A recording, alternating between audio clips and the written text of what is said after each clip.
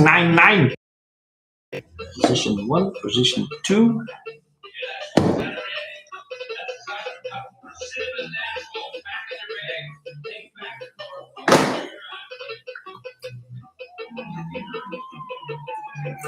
Smooth zoom, mate.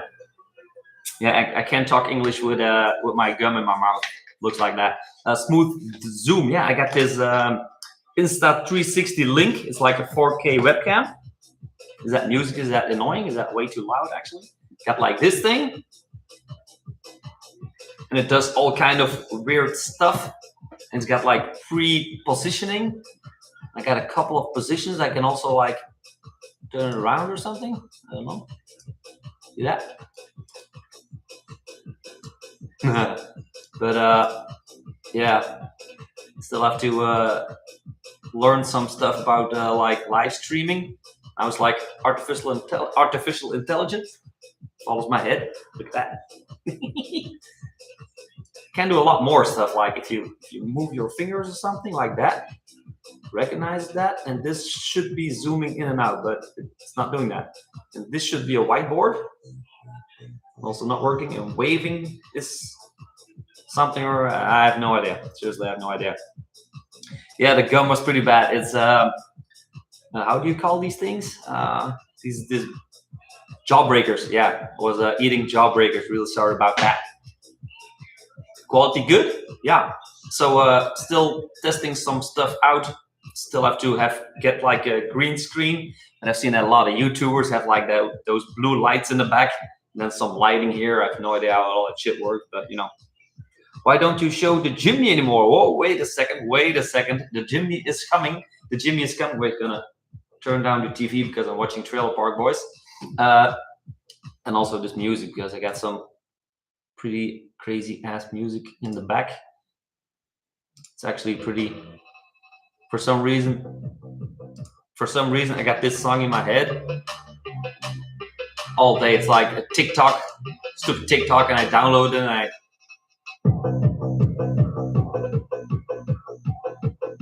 have no idea. It makes no sense. I'm really sorry. I'll turn it off. It'll probably suck for like 99 people. Hi from Texas. So yeah, what I was going to... Oh man, this is like huge again. Do I have to like make this smaller or something? Or you guys tell me, is this like okay? Or wait, this is position 1. Ooh, no, that's too close. Get out of my face. Yeah, no, that's also not a good stream. Number 3, Here we go. Now that's a better one. So yeah, why don't you show your Jimmy anymore? Well, the sun has been shining and it's been very, very hot. I'm gonna turn this thing a little bit more down. Can I do that? A little bit. Oh, not too much. Not too much. Yeah, something like that. So the weather has been really good. Is the mic okay? Microphone? Talk, talk. Okay, first live. Weird.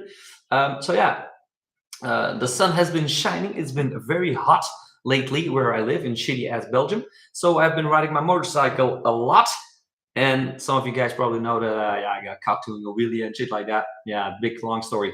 So yeah, weather is totally shit last 2-3 weeks. So before that was really warm, so I was making motorcycle videos. And now weather has suddenly changed. It all gone to shit. And yeah, weather is terrible. So this week I got the Ram TRX, the Hemi Mopar Hellcat engine, 700 horsepower, absolute bonkers machine, like crazy. I've been taking that just a little bit off-road, not too much. And yesterday, me and my buddy Sam, we had a battle. We had a Suzuki Jimny versus the TRX battle. Yeah, we had like, I made up with 6 challenges, drag race on-road, off-road, hill descent, turning circles. So the Jimny is coming back. I have like 35 videos planned with the Jimny.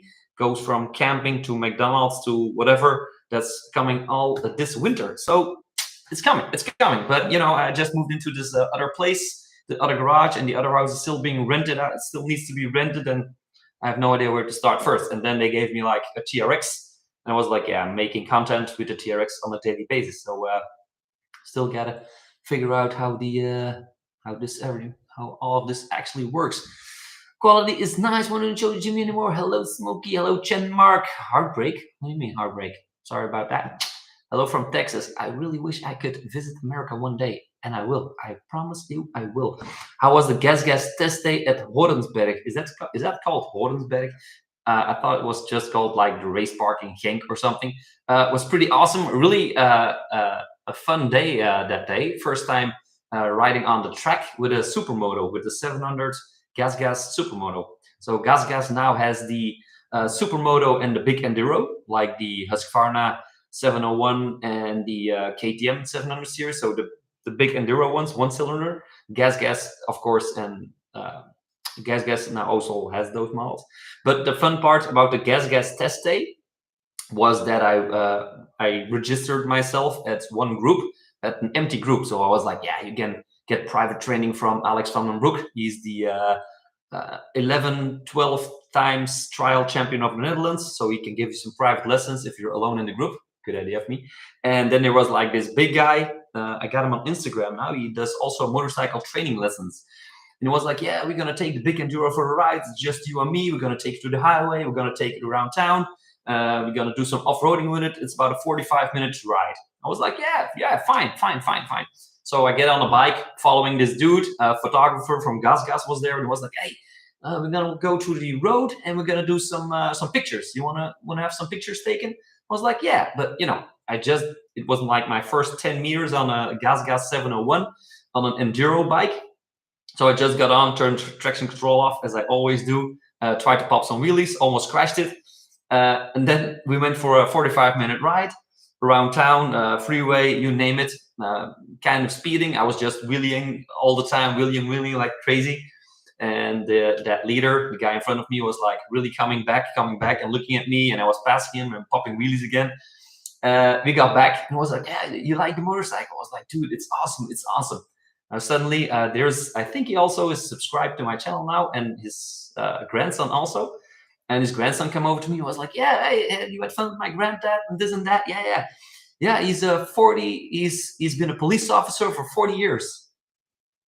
I was like, dude, seriously, I've just been popping a lot of wheelies.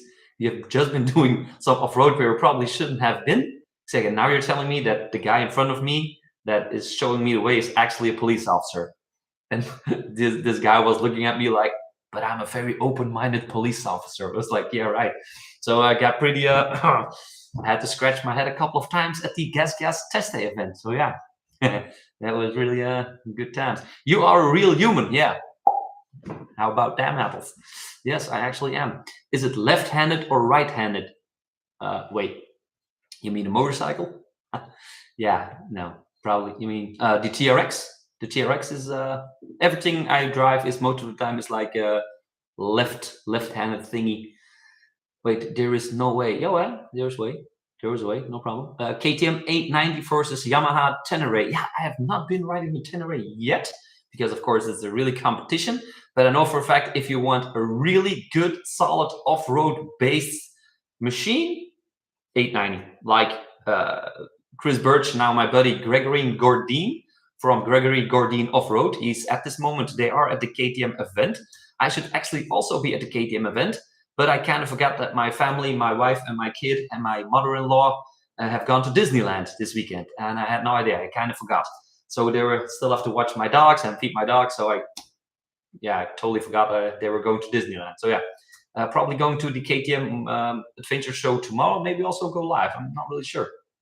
But, you know, the KTMs are just built by really the best in the world, the best off-road riders ride KTM, probably because they get a free motorcycle. But I mean, they choose those motorcycles for a reason. And yeah, I mean, the Tenere 700 is also a very good bike, but really off-road based.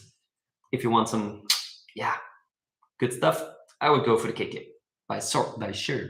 Skull from a. What the hell is that flag? What is that red flag with white? Is that Swedish?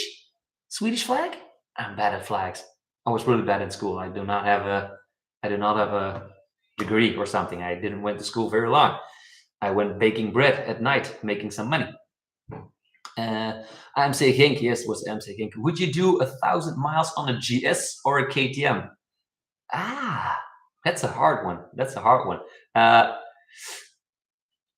KTM, for sure. Of course, I would rather do it on a KTM because those are going to be like fun, crazy, unpredictable 1,000 miles for sure. If you do one on a GS, I would most likely fall asleep because the bike is just that comfortable and that easy to ride.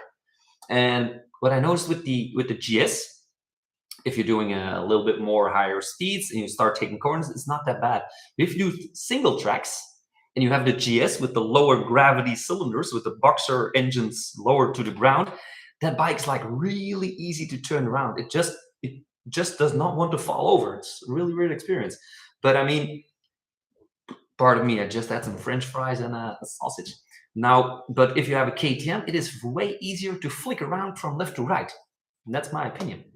So the GS is more like, the picture I put on YouTube, like it's just like a cow. It's just standing there and it does move, but center of gravity.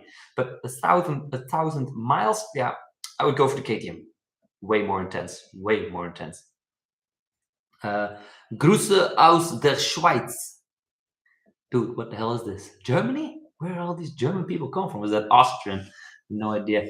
Love to see you do another canned preserved food field test. Chen Mark. Now we are talking. I called my buddy. Oh god damn it! He was here yesterday. And I'll forget his name. Yannick. My buddy Yannick is here, and he's a militian. So he's in the army, and he brought me like this. I had to take it in like this big box. It's like canned food. It's actually the French and Belgian army. If they get dropped in Afghanistan or whatever, that's the food they actually get. So I am planning on taking out the chimney, going camping and trying that out. And also I have a can of what's that stinky smelly fish again, like that yellow with red can of fish. It smells like, I think it's Swedish or Finnish. It's like, it's already starting to blow up. The can is like twice as big. So fermented fish or something it is. And there's like a challenge. You have to open it without throwing up. So that's also coming in the near future. Not really looking forward to that. Oh man, I gotta start reading a little bit faster here. Danny Kiesman, did you just give me like €5? What the hell is that? Hey, just joined Greeting for Germany. Dude, don't need to do that. That's awesome. I have no idea how these super chats actually work. I had like 2 or 3 before, but it's pretty awesome. I get why some people do want to live chat these things, but hey, Smokey, what is your normal daytime job? YouTube. YouTube is my actual daytime job. Not a lot of people know that, but I've been a YouTuber for over 10 years now. I have close to 6 million subscribers in total on 15 YouTube channels. My main channel has 3.76 million subscribers. I got a channel with 800,000. If you go onto my Instagram, Smokey SMP, you can see me holding like 5 YouTube creator buttons. I got like 4 silver ones and 1 gold one. But I have another channel, compilation channel, where I have 800,000 subscribers. So almost getting my second gold plaque. So yeah, until like 2 years ago. 2 years ago, I was just still working in the factory, just as an injection molding technician. I was doing YouTube as a side hustle. And yeah, you know, I'm just a simple guy. I like going to work, just clocking in, doing YouTube on the side, make some extra bucks, and buying the fun stuff I need, like a fancy car or whatever. Was paying for that with YouTube. But working in the factory, one of my best friends there was a 50-year-old guy named Jan. And at some point at Christmas, he was like, "Yo, Smokey, I'm sick. I got a headache." And he was my colleague. I worked with him all day, every day, morning to evening. We went to dinner, whatever. Long story short, he was never sick. And at one point, he called me and it was like, "Dude, I have a brain tumor. And yeah, I only have a couple months to live." And yeah, about 4 months later, he got himself down. He called me up Sunday evening and he said that, "Yeah, tomorrow is our last day. We're gonna end it." And that was one of the weirdest, craziest calls I've ever had in my life. Just a friend telling you like, "Tomorrow is my last day. He's gonna get euthanized," or whatever that is called. And he said, "Be careful on your motorcycle, enjoy your life, and hug your wife." And I was like, holy shit. So that was an absolute game changer. Now, the next week, they came over to me and it was like, "Yeah, Smokey, you're going to get another boss, and it's a crazy boss." And yeah, it was actually a pretty great, crazy boss. And I was like, "Yeah, screw this. I'm out." So yeah, first year, I do have to say, first year as a full-time YouTuber, I did got a little bit crazy. I went straight into a burnout by the end of the year, because I made so many videos working from early mornings to evening lates. And not gonna lie, I made a ton of money on YouTube. And yeah, I just wasn't happy anymore. So yeah, I made a ton of money, bought a lot of toys, and for some reason, yeah, wasn't really making me happy. So I was like, "Yeah, I've gotta do something else here." And then I started like the Smoky thing and hobbying and putting bikes together, and that's, yeah, I really like that. Really like that. Should do more of that. So yeah, normal daytime job. Long story short, that was actually a pretty long story. Long story short, what is your normal daytime job? Full-time YouTube. So the Smokey channel, I'm not really sure if you guys are interested in the life of Smokey stuff, because I also do like YouTube. I train a lot of people, a lot of friends for YouTube stuff. So yeah, I could do some YouTube lessons or show you guys how, not really how I make my videos, but what to look for and how to make your videos better. So RPMs, click-through rates, how to get your retention graph up, keep people watching longer. I could do all that. So just let me know. KTM has been on the cutting edge of off-road motorcycles for 30 years. Yeah, that is a fact. That is a fact. Now, we did have a couple of friends back in the days with KTMs, and if any of the bikes broke down, most of the time it were the KTMs. But now it's not that bad anymore. Hello from Serbia. Serbia. Where is the bathtub? I feel scammed now. Dude, this is not OnlyFans. This is not OnlyFans or TikTok. TikTok is getting really nasty these days. Like a lot of porn stars are on TikTok. It's actually pretty crazy.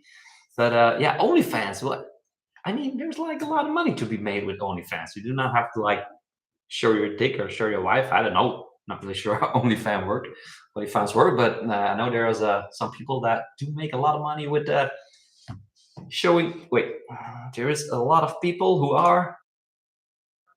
This is the wrong button.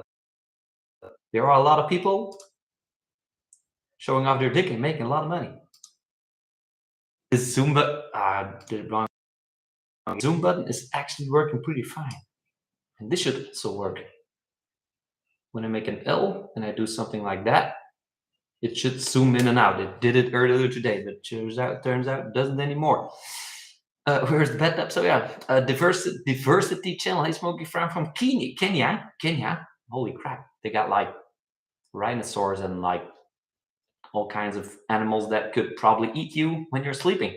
I do not want to visit those countries for sure. Is the ram still in one piece? Um,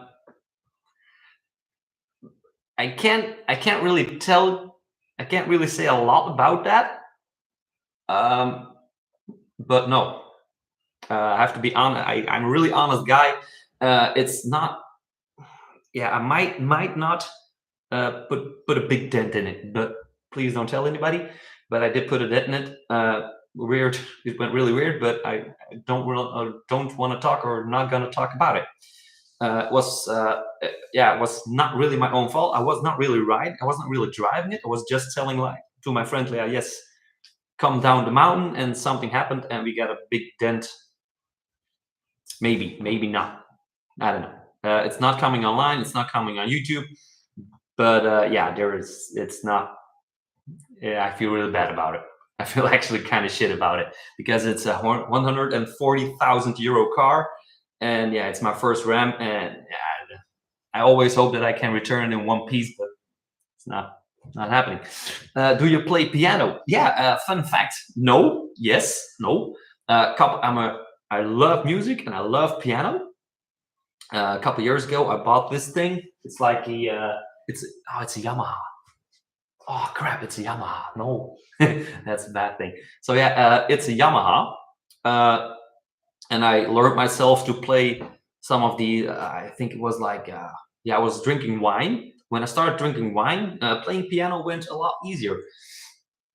Weird. I was playing um, Hello on the Other Side.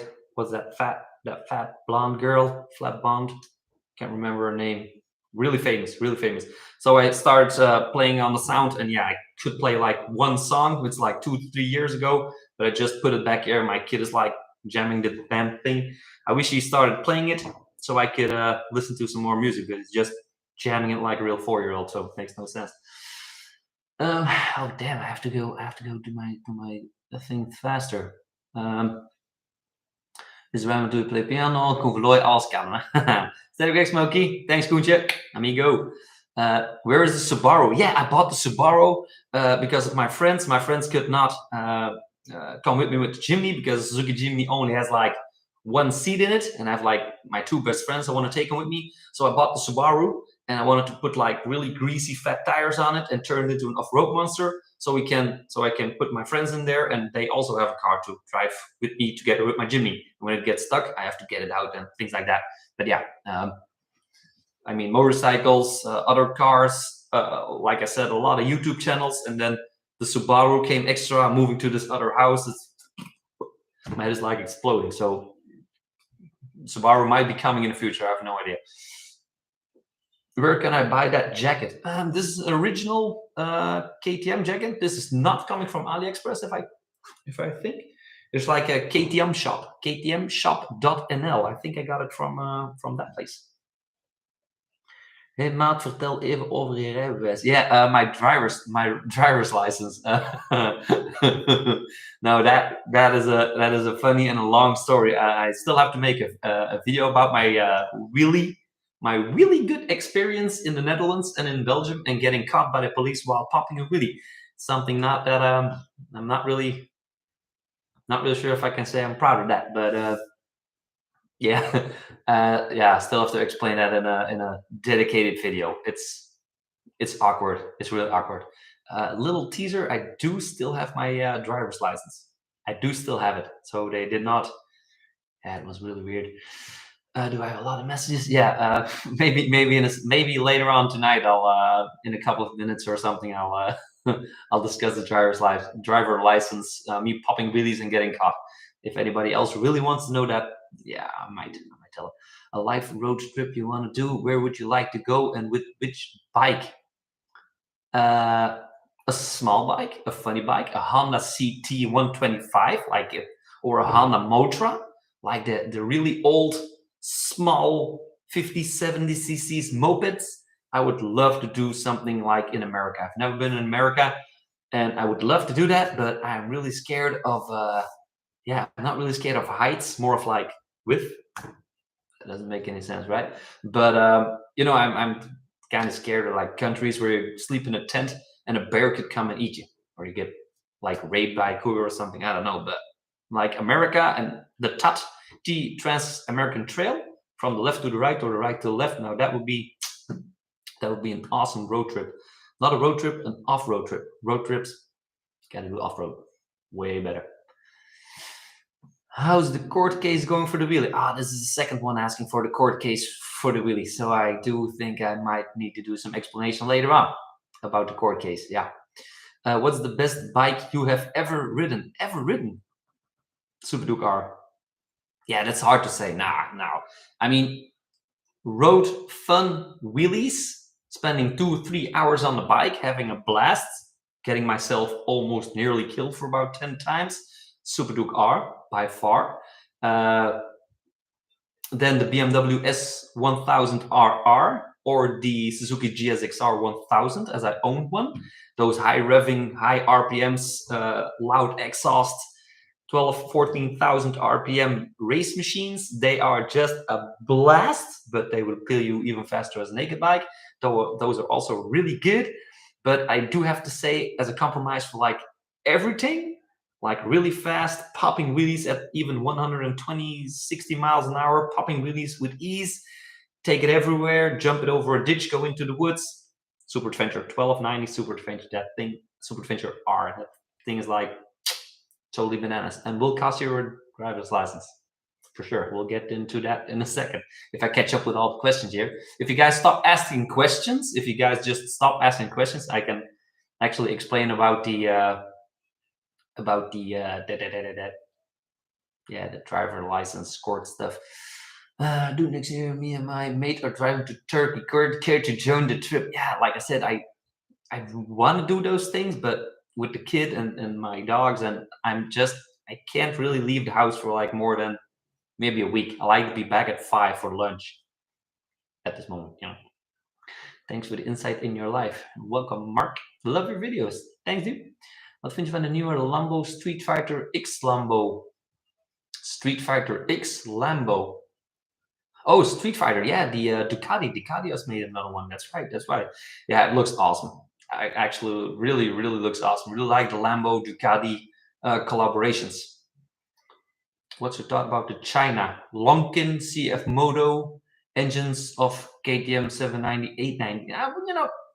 It's not that bad. Like a lot of stuff these days is made in China, and a lot of times they just put like a nice brand and a nice website, and they give it to some American people. Same goes with the e-bike. So I got like 10 or 12 emails in the last 1.5 months about, for my channel, for the Life of Smokey channel, like free e-bikes. You want a free e-bike? Here's one. So yeah, I got another one in the box, so I still have to unbox another one. I normally do not accept free e-bikes, but yeah, you could resell them. But I'm just saving up until I got like 3 fat tire e-bikes, and I can take my 2 best friends and we can ride some e-bikes in the woods and make some videos. I have no idea what I'm going to do with that. So yeah, but I mean, those Chinese, they make like e-bikes cheap, and then they make like cool websites, and it's more like drop shipping. It's the same with drop shipping, but they make like really cool websites. They give it to some American influencers, or I think they believe I'm an American, and they send it to me. So I smile with an e-bike, I ride it, and it's like really good. And they put it on their website. So European people, American people, made in America, but actually it's just all Chinese. And people still buy it and think like, yeah, I bought an American e-bike, but no, most of the stuff is just made in China. So also probably the KTM engine, CF Moto, and Lonkin. So it's not all that bad. Just more people working on the same product. Anyway, have you still got the Super Duro? No, I sold it like a couple months ago, pretty cheap, and the other guy just shined it up and sold it ahead, because I had the Super Duro, the Super Duke R, I had the Super Duke GT, and I had the Super Adventure R at the same time. So I had like 3 motorcycles that made no sense. But actually, if you take a Super Duke GT 1290, you take a Super Duke R, or the Super Duro, and you combine those two, you actually get a Super Adventure R. So that's why I got the Super Adventure R. Rear tire pressure low. Yeah, I still, yeah, I have that. I still have it. I still have the rear pressure low on my my Super Adventure R for like I think the first week I got it, I lowered the pressure and I have not reset it. So it always says that I'm kind of lazy. I'm undecided between the BMW R1200 and the KTM 1290, which has fewer breakdowns. Is it true that the KTM break down more? Yep, I know the KTM is more interesting to drive. Yeah, that's it. That's the problem. I mean, you could buy a Volkswagen Golf. Please do not. But you could buy a Volkswagen Golf, a stock one, and have a 200 horsepower Golf, or you can put an engine in it that has 600 horsepower, and that will give you a blast. But that 600 horsepower will maybe break down from time to time. But I would prefer having 600 horsepower and have like one or two breakdowns every year than driving a 200 horsepower. So it's kind of a little bit the same. The 1290s from KTM, they are good, and you cannot really. Nah, it's not like back in the days, like the 690s or the older models. The 1290, you can't really. I mean, you cannot drive their full potential. I mean, where I live, you're probably not gonna get out of third or fourth gear without losing your license. So these motorcycles are so fast, so incredibly fast these days. It's really hard to get your full potential out of it to make them break down. So yeah, and it's not that like there's that much electronics on it. So I really don't believe that the KTM's these days, the newer models, everything can have their flaws. I have had more people in the car business with a brand new BMW M5, like a 200,000 car. 3 months later, and the GPS was already screwed, and the dash had to be taken out to put a new GPS in it after like 3 months. That's a 200,000 BMW. So I don't know. I don't know. I was. Oh, I scrambled something. I was 1 inch to buy a Jimny after seeing you and your beautiful Jimny, but at the last minute I switched over to the FJ Cruiser. What do you think? Oh, that's that FJ Cruiser. I'm not gonna lie. I did a video with FJ Cruiser a long time ago. FJ Cruisers are like really hard to get in Europe and in Belgium, and I was a really big fan of that because I think it had like a 3 or 4 liter V6 or something, and the way it is built is just absolutely love it. Absolutely love it. But I couldn't get my hands on one without paying way too much money. So yeah, bought the Jimny. I have not regretted the Jimny a single time. It is slow, it is crappy, it wobbles from the left to the right, but I do not want it any other way. Prove you are actually Dutch by giving us some hacken. Nope, nope, nope, nope. I'm not gonna hack anymore. I have been a hardcore fan and a hardstyle fan for many years. Also like Mozart and piano. So this is my music line, I go from that side to that side. Sometimes I want hardcore, sometimes I want hardstyle. I also have like a rock music, Metallica, Guns N' Roses vibe when I'm into that vibe, and sometimes I just wanna listen to relaxing music, like a river flows in you or something, or flows in me. Not sure who the river flows in, you or me. Can't really remember, but good music. Why am I actually looking at this? I should be looking at you guys. Have you heard? Wait. I gotta make sure. Have you heard of the Sinister Ring 125 better than the Honda CT? No, I have not. It's really hard to get these little mopeds here. Hello from Cyprus. Still happy with the 1290? Oh yeah, like I just said, it is awesome. Really awesome. Cyprus. That's a long way. That's not that long. Are you releasing any more BMW S1000R videos? No, because I am a BMW. It's like a media partner. If I ask BMW for a new motorcycle that's coming out, the BMW did really good. I managed to get the BMW my views up to like 1 million views in 1 month, and that was mostly because of the BMW GS. So I took the GS, went on some drives, went on some adventures. I crashed it, and yeah, so I got like 1 million views in 1 month on this channel, and that was like 1,900. I think it was just like 2,000 euros, just driving a BMW GS, having some Suzuki Jimny videos that did pretty good. So I will be like very transparent when it comes to money and statistics on this channel specifically. So anyway, if any of you guys is like, hey, what's the CPM? CPM is like cost per mil, means how much money you make for 1,000 views. I could do like videos and talk to you guys about that. So you can always ask me YouTube questions, whatever you want. But are you rooting anymore? I gotta speed up, or I'm gonna lose all the questions. Big love from Kingdom of Saudi Arabia. Oh man, Saudi Arabia. Someday, Dubai. I'm coming to. Wait, Dubai is Saudi Arabia, right? Middle East. Yeah, I'm coming to Dubai. One day I'm coming there, but I'm too cheap to buy a ticket. Love your work and also have the KTM 1290R just because you have detailed shirts. Yeah. I crashed mine a couple of times. It's and the one from KTM, I actually crashed it pretty bad. My knee is still not okay from my crash last year, by the way. SoCal is the place to ride motorcycles in America. One day, when my kid grows up and my dogs are dead, I'm gonna spread my wings. Not too long, but how did I miss this going live? You didn't miss it. You didn't miss it. You're here. I'm asking the question, so it's kind of weird. It's kind of weird. I need coffee actually, but I have an empty bottle of Fanta with a gum in it. That's my first live. Yay! My first live, screwing up like a madman. You watched the Hollandian. It's just Dutch. Itchy Boots and a trip from Argentina to Alaska. Yes. Now, watching other YouTubers, I do watch other YouTubers in specific niches.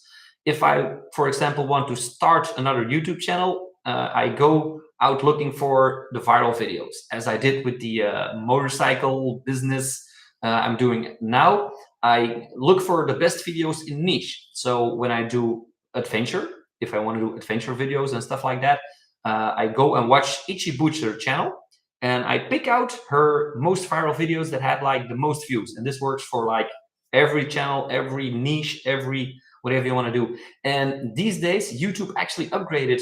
If you go over one of her videos, you can actually see sometimes like those little mountains into the play bar. You can actually tell when people are watching longer. Now, for my channel, every time if I pop a wheelie, it's like people watch longer. So that's why I now pop wheelies every 30 seconds, every minute, until I got caught and had to take all the videos where I pop wheelies offline. We'll get to that in a minute.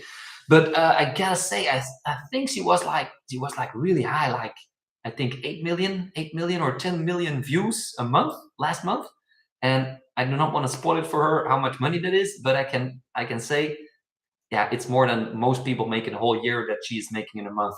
But her videos and her, everything she does, I have to say there are some videos that really make me extremely nervous about Itchy Boots, because well, she's like a blonde, tiny Dutch girl, and she's like in Africa riding like these. Yeah, people are just stopping her, and she's totally not afraid of getting like raped, robbed. She's just all by herself. It's not like there's a team behind her. So everywhere, like last week, she came across a brown bear. There was a brown bear. Like, dudes, seriously, if I ever see a freaking brown bear, I know they can smell my ass from 2 kilometers away. Even if my ass not washed, even if my ass is washed, they can still smell my ass for like 2 kilometers away. So I'm like, nope, not trespassing in the bear's country. No way. You don't want to be barefoot. I also been told that if you shoot a big black bear with a 9mm in the head, the bullet is just gonna ricochet off his head and make him even more mad, because the bullet is not gonna penetrate the black bear's head. I'm not really sure if that's true, but my best friend said it last week. But yeah, Itchy Boots, very good, very good. Any luck on getting the Ducati Desert X for a test? No, my buddy Jaap, who arranged the TRX Ram for me, Husky Drive. If you want to see him, he's just bought a Northern 901. He's called Husky Drive on YouTube. And he went to the Stelvio route, and he's also making, he's just started out making YouTube videos, helping him out doing some YouTube videos also. He tested it, and it wasn't really, he was like, nah, it's nothing to compare with the Norden. It's just not good, he said. But I sent an email to the media marketing manager from Ducati. At the same point, I got a phone call from Ducati Antwerp, close by dealership, and they said like, "Hey, we got a Desert X for you." And I was like, "Nah, I don't need it from a dealership. I'm into contact with the media guy, with the media manager for Ducati in my country, and I will get it from him." And yeah, he never sent anything back to me. I sent him like 2 emails. No success. No success. Great success. Yeah, nothing. Actually, nothing. So yeah, now I'm like, you guys do not want to send me anything back. I cannot have it. So I'm like, I'm not the kind of person that keeps asking for things. I mean, if somebody thinks I'm good for something, I will I will, if they ask for me, you want this, you want that, I can say yes or no, but I'm not gonna beg. I'm not gonna beg any brands to get something. I did with BMW because a lot of people were asking on channel, do a GS, do a GS, do a GS, and so yeah. Then I ask for stuff if you guys want to see that. Dude, I like your video. Oh, Bullocks missed the start of this. Nah, don't worry, man. Don't worry. I didn't say that much. Just replying to some questions you guys might or might not have. Love videos. Thanks for sharing. Thanks, MMB Adventure. Really appreciate that. Dude, I like your videos. I like it too, Ali E. I like it too. Yeah, BMWs are great when they're running. Yes, most of them are. I mean, box range is not that bad. Particularly because of your jolly nature, you don't stop talking. No, most of the time not. Only when I fall asleep. I do have some Coca-Cola in the fridge. I'm not really sure if I should drink some more cola because I had a Fanta, and even with Fanta, I'm going crazy. So I'm gonna do a Ronaldo here, Aqua. Would I struggle? Oh, Ben, €5 again. Thanks, dude. Wait, somebody else already gave me like €5, so I made like €10 just by sitting. That is awesome. Live streams are awesome. Would I struggle with a RR1250 GS Adventure being only 174 centimeters? I sat on a few, but was on my tippy toes. Felt okay. Now, the R1250 GS, and the Adventure one, there is an option. I think it's like 200 or 300 euros, and you can get it lowered by suspension. So for KTM's, BMW also has a lowered seat, but if I'm correct, the GS Adventure also has an option with a lowered suspension, and that also drops it a big part. So I would definitely get that one. Now, the problem being 174 centimeters is the same as me. I'm just 2 centimeters taller. That's like that. Still that's not working. No, it's not working. So yeah, I'm also on my tippy toes, but that is the downside of having an adventure bike. When the word adventure comes in, you can already guess your mind that you're going to be on your tippy toes, because ground clearance, when you're jumping logs and things like that, you need a little bit of ground clearance to get over that shit. So that's why there are actually most of the times that you're on your tippy toes. It's not that they build big bikes. It's just that they're higher off the ground with longer suspension travels. So, but on your tippy toes is not that bad because you're standing up riding off-road anyway most of the time.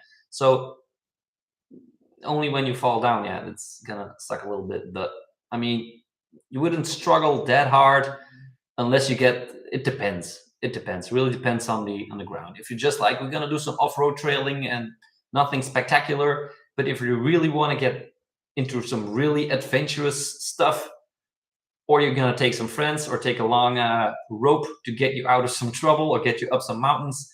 But yeah, if the terrain gets really tricky, you got to be a pretty experienced rider to get that R1250 GS Adventure up some mountains and up some really sketchy trails. Has anyone ever told you that you are a spitting image of Sucks from Madness? Sucks from Madness. Sucks Madness. Who the hell is that? Sucks from Madness. Let me check him out. Dude, that dude is like, oh no, when he was younger? Yeah. Not when he's this age now, right? Yeah, can't really say. I can't really say. I do look a lot, and maybe a little bit. I do not like him. Wait. I told you that I kept finding your review of Yamaha T7. What's your view of the T7? My review. That's probably wrong, Ali, because I have not done a Yamaha T7. No, I've not run a Tenere 700 before, so still have to test it out in the future. Why did you speed so hard before the corner when crashing the 1290R? It looked amazing. Yeah, that was my fault. So I just got the KTM 1290R from KTM, and I was like, yeah, I'm untouchable, I'm unbreakable, and things like that. I got really buzzed riding that motorcycle, really fast, really gentle, like a lot of throttle. Really like those LCA 1290s. And that same road, it's like a corner to the right, and then there's a corner to the left. Now with my 350 Husqvarna Enduro, I do the same corner at the same speed, about 120 to 130 kilometers an hour. I drifted into the corner to the right, and then I drifted into the corner to the left. Now, the problem, however, with a 1290 and a 240 kilogram motorcycle, it's not the same as a 100 kilogram motorcycle. So the drifting with the enduro is more like rap, rap, like that. Motorcycle sounds, rap, rap. And with the 1290, it's more like rap, rap. So it drifts a lot wider. So yeah, that's what actually happened. So I went like 120 kilometers an hour. I was just full throttling it. Really, the wheel was like spilling like crazy. And when I closed the throttle, it got some more grip and it speeded up a little bit more. So instead of being on the right side, taking the corner to the left like that, I was on the left side. So I had two options. I had to think really fast, or I go straight, aim between the trees and just go straight. Or I do try to take the corner at 120, 130 kilometers an hour. I was braking, so I did like 80 or 90, and then maybe sideswipe some trees. I'm not really sure if you ever sideswiped some trees, but yeah, that's gonna leave a mark. So I just aimed between some big logs, big trees in front of me, and the only problem I had was there were like a little log to the side, and there was like a little side log and cut my front wheel, and I flew off. Wasn't that bad. My shoulder and my thumb, and I got a little bit of a concussion, but I got pretty lucky. Gotta say that. Hello, you corner when crashing. Yeah. That is that. Love your channel from South Africa. South Africa. I bought a KTM 1090S. Going for a 600 kilometer ride tomorrow. Any views on the 1090? No, I have not ridden a 1090 before. No, I've never. But stay safe. Don't do crazy stuff. Don't do the stuff I do. Smokey Greens from Greece. Love your videos, man. Keep it up. I used to have a KTM 950 LC8 Adventure. Yeah, great bikes. Great bikes. I own a GS 1200. We all end up with a GS. I might, when I'm retired, maybe BMW R9T range. Yeah. Also, those are also seem to be good bikes. The R9s. I heard about that. I do like the looks of those. Greetings from North Carolina. Oh, Carolina. Seriously, I have to go to America. If you had an SVV2 and wanted a second bike, what is a? If you had an SFV2 and wanted a second bike, what's the top of the list? What's an SFV2? Oh. What's the top of the list? Any genre? If I would have a second bike, yeah, second bike would probably be another road, like a really crazy road bike, probably like race bike, probably a race bike. But race bikes are not made for, like I said in the earlier of this video, it's not really made for these times when you have so many traffic lights. The amount of cars has just like 10 doubled in the last 10 years. That's when I started riding. So you have ride in forest and trails, bikes, and an electric enduro about the sound of silence in nature versus the sound of an adventure bike in a forest. Which do you like most? Yeah, I mean, I've been taking the Ram TRX, which is a Hellcat engine, 6,200 cc's, and if you put it into Bia mode, that Hellcat engine, it becomes a straight pipe. So it straight pipes it, the exhaust valve open up, and that thing, it makes a ton of noise. And I have been riding that Ram off-road into the forest this week, and with my windows down, and that is a freaking blast. I like loud exhaust. I really like it. But however, the electrical enduro bike, mountain bike, the Suron, is just hilarious. Like, you can actually go up to people, almost just run them over and be like, I'm sorry, can I pass? And then they're like, what's going on? Yeah, I mean, range really sucks yet, but they're actually way too much fun. I have a couple of buddies of mine, they actually ride motorcycles. I've put each and every one on the Suron, and each and every one are like, holy shit, dude, this is actually really fun. Is it for always? Probably not. Still like my 2-strokes or my 4-strokes, but yeah. Smokey, you live in Belgium, but you also come from there. Yeah, I do come from Belgium. I am born and raised in Belgium. But if I take about 10 or 20 jumps, I end up in the Netherlands. So I am on the border with the Netherlands. And actually, my last name, Hal, is also my dad went into my family tree, and it turns out my family used to come from the 1700s from the Netherlands. So actually, I am from the Netherlands. When we went on holiday, we used to go to the Netherlands a lot. And when I talk Netherlands, Holland accent, I'm actually really good in it. So something in my vocals from the 1700s, I still inherit that. Also, sometimes I think I'm an American, but yeah. Hiya, Winters. I have a Jimny just like yours, but I need your help. How do I stop the beeping on the seatbelt as I'm in and out all the time at the farm? The seatbelt I have not fixed yet. I did fix the keys still in the ignition part. It's just like you just take the cover off and there's like a white little, I have a YouTube short. No idea where you guys have to click to see my YouTube shorts, but find one of my YouTube shorts and then you can find how I unplug that little white thingy, and then it stops from bleeping when you open the door with the key still in the ignition. And you turn off the ignition and you open the door. I have a short on that. Yeah, but for the seatbelt, I don't know. I always wear my seatbelt because I'm Mr. Safety. Probably not if you have seen my wheelies, but no. In 1979, Suggs was your double. Yeah, it might. Was Suggs a good guy? Yeah. Greetings from Romania. Any plans for enduro trip here? Romania, is Top G from there? What's the guy called again? There's Top G. There's a lot of about him last couple of months. What's his name again?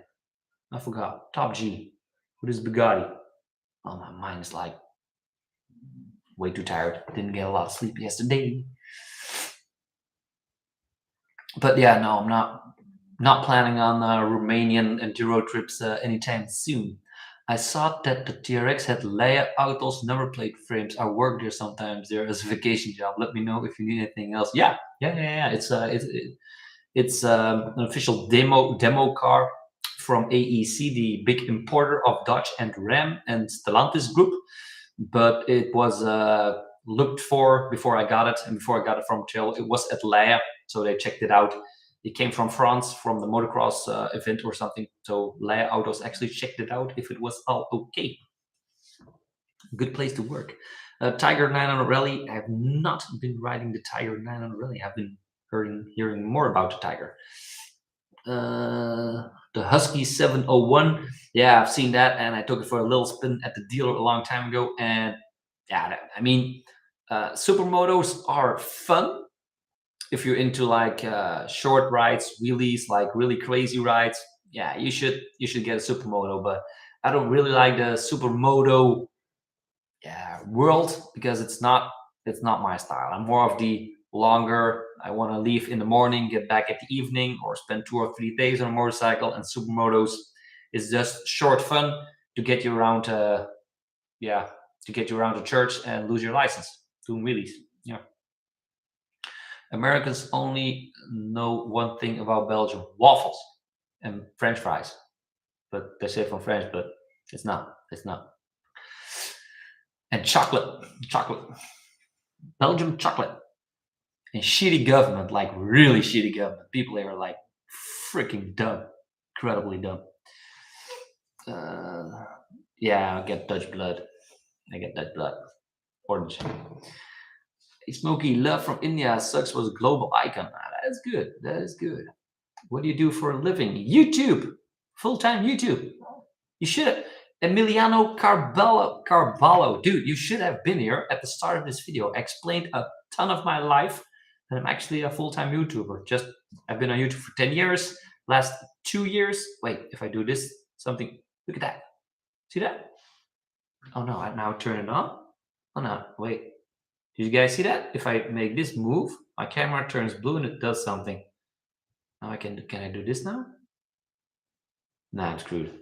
I gotta press the button number 3, button number 1. No. Get out of my face, guy. Yeah, that's better. So YouTuber, full-time YouTuber for the last 2 years. I used to work back in the days. I used to work for Heinz Ketchup. I worked in a Heinz Ketchup factory making if 7 years ago, anywhere in Europe, you guys went to McDonald's and put your fries in a little shitty plastic cup with Heinz Ketchup in it, chances are 33.3% I made it because I worked in 3 shifts, 8 hours a day. And most of the time I was on the McDonald's, the most important machine in the factory. Yes, me. Yeah, just keeping that stupid machine running for 13 years long. Stupid me. Working for a boss. God dang it. Never want to go back to that place. Good thing they closed that shit down and fired 160 people. Awesome. I got really into YouTube and not going back. You ever consider the Paris Dakar or family and pet commitments? Yeah, family and pet commitments. And also Paris Dakar is just do that. I have a couple of friends that are actually doing the Paris Dakar with car and with motorcycles, and dude, it's complete madness. It's absolutely madness. Uh, buddy of mine, his dad was last year the oldest Belgium that totally forgot his name, and then his son is like handicapped with a motocross accident from the bottom down to walk again.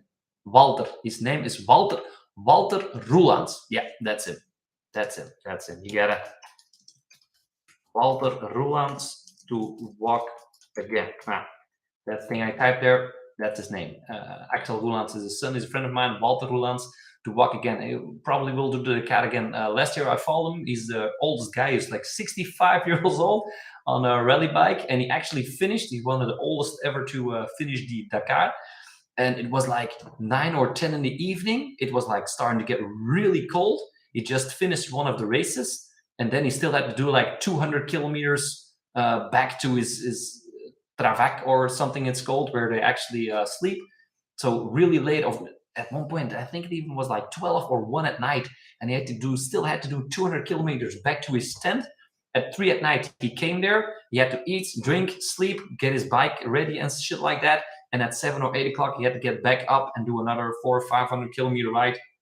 And one time he got stuck in the desert, in the dunes. There was like a lot of sand, and he got stuck. And there were like these 4 or 5 Saudi guys with their long white dresses.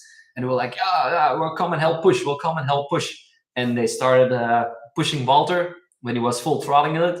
And one of the dudes' white, what is that, like white dress got stuck between the chain and the gearings, and like, his wheel and totally shredded that dude and almost got him naked. So really funny stuff.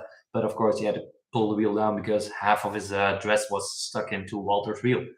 Good times, good times. It must really suck if you're hot in the desert and that bloke shirt got like stuck in your chain. That's a bummer. Oh man, I gotta speed up the chat here. Is the Honda Adventure X750? Yeah, Honda's good. Honda's good. Price, good. I've been a Honda fan for many, many, many years. Not on the motorcycle side, but more on the car side. I've been a fan of them. Honda's always. There's not a thing I can say bad about the Honda Adventure 390 review. Yes, I know. There I have a lot of viewers from India, because India is like a big ass country with a lot of people. And I gotta say, yeah, I'm looking for my ideal viewers more American, European. So if I start doing more adventure reviews, I get way more Indian audience. Not that is a bad thing, but the RPMs and CPMs, that means the amount of work you spend into a video. Long story short, to explain this like really easily, if I get 1 million views, I got like 1 million views, like I said, on a BMW GS on this channel, and made like 2,000 euros. But I spent like weeks and weeks, had to pick the bike up. I spent more than 1,500 euros to just, in hourly wage, and still have to make that video.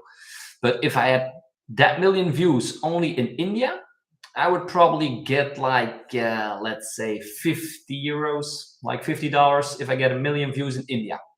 So yeah, if I get 1 million views in America, it's probably like 3,000-4,000 euros or $3,000-4,000. If I get it like solely in Europe and Germany, it's probably going to be about 2,000. Like I got 2,000 euros, $2,000 for 1 million views. And if I get more 390 review videos, things like that, and I get a lot more viewers from India, when I get like 4 or 5 million views a month and spend a lot of time in it, I probably make like 500 euros. So it's not that you guys are bad, but the revenue that is made from India, I'm not gonna lie, it's really bad. It's really bad. But I still love India. Don't worry. How big of a following does a content creator need to be for manufacturers, dealers to give them press demo cars? Now, press demo cars, you don't really need to have a following because, well, back in the day, long story short, again, back in the day when you had like 1 million subscribers on YouTube a long time ago, like 10, 12 years ago, YouTube would just send an email to those 1 million subscribers. Like, here you go, here's a new video of your favorite creator. Bam, 1 million emails. But YouTube has gotten so big and so crazy that it could not follow sending emails. Now, at this point, even if you ring the bell, if you subscribe to my channel and you ring the bell, you can't even, it's not a real thing that you actually get a message that I upload a new video, because YouTube just cannot send out all of those notifications, and it doesn't work like that anymore. So even if you have 1 million subscribers, 10,000 subscribers, 500 subscribers, 6 million subscribers, it doesn't matter how your video will perform. It actually does not. It doesn't work like that on Facebook. It doesn't work like that on Instagram. It doesn't work like that on TikTok, not on YouTube. All the social media platforms at this time in the day are all totally different, are all totally the same. Which means if you make a video that is good and you put it online, and the first 2 people, even if you get like 5 subscribers, it doesn't matter. If you put a video on there and the first 5 people that YouTube shows it to, and all 5 of them watch it, it will be shown to the next 20. If those 20 all watch it, it will be shown to the next 100. If all of those 100 shows look at it, it will be shown to the next 5,000. And that's how fast that that snowball. Well, I will call it like a snowball effect. You know, viral videos, it's all the same. So if you're going into the car niche, the car business, and you want to make good car videos, it doesn't matter. It's not about them giving it to you. It's more of you saying what you can mean for a press and a demo car. So what I did in the beginning was going to my local dealers of cars that I really liked. I was driving a Mercedes myself, so I went to the dealership and I just said like, hey, can I make a cool video for you guys? I just explained this today to another friend that's going to the car dealer press demo car stuff.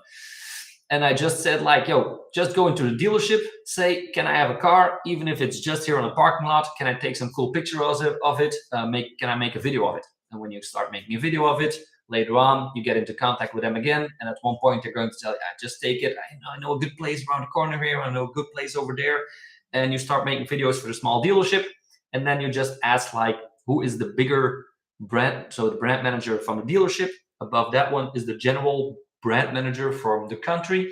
And if you get to know and get into contact with brand manager from the country, you make some good videos, then you'll just get like press and demo cars and things like that. So go to like car meetings, get to know some people in the car business, hang around with them, and eventually, yeah, you will get up. And it doesn't really matter how small or how big you are. You just gotta work your way up there. Owning a 2005 BMW F650 GS Dakar was dream too bad. I saw that got replaced with a new Africa Twin 1100 from my, yeah, it is. The Africa Twin, I see those bikes running around a lot. They're also very good bikes. Amazing man, fair play to him. Yes, I know. Less horsepower than your KTM, that is. Yeah, doesn't matter. My KTM, the 160 horsepower, I can only use that for if I'm going on a highway and I'm already doing like 100 kilometers an hour and I start popping release. That's the only time that I actually need 160 horsepower, or when I want to pass cars on the highway. But doing off-road and trails, nah, you do not need 160. 100 horsepower is more than enough.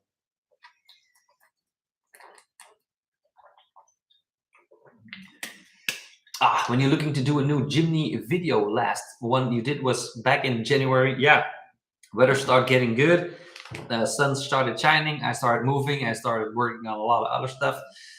The Subaru, for some reason, I have no idea why. And most of the time, I'm reviewing other motorcycles. So the Jimny, like I said in the earlier of the video, I made a video. Wait, I can't. I don't think I can actually show you guys.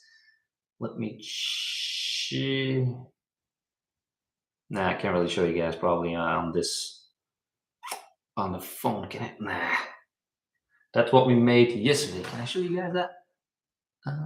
It's not. See that? That's the Jimny. The Jimny's back next to the TRX. So we did like a TRX Chica.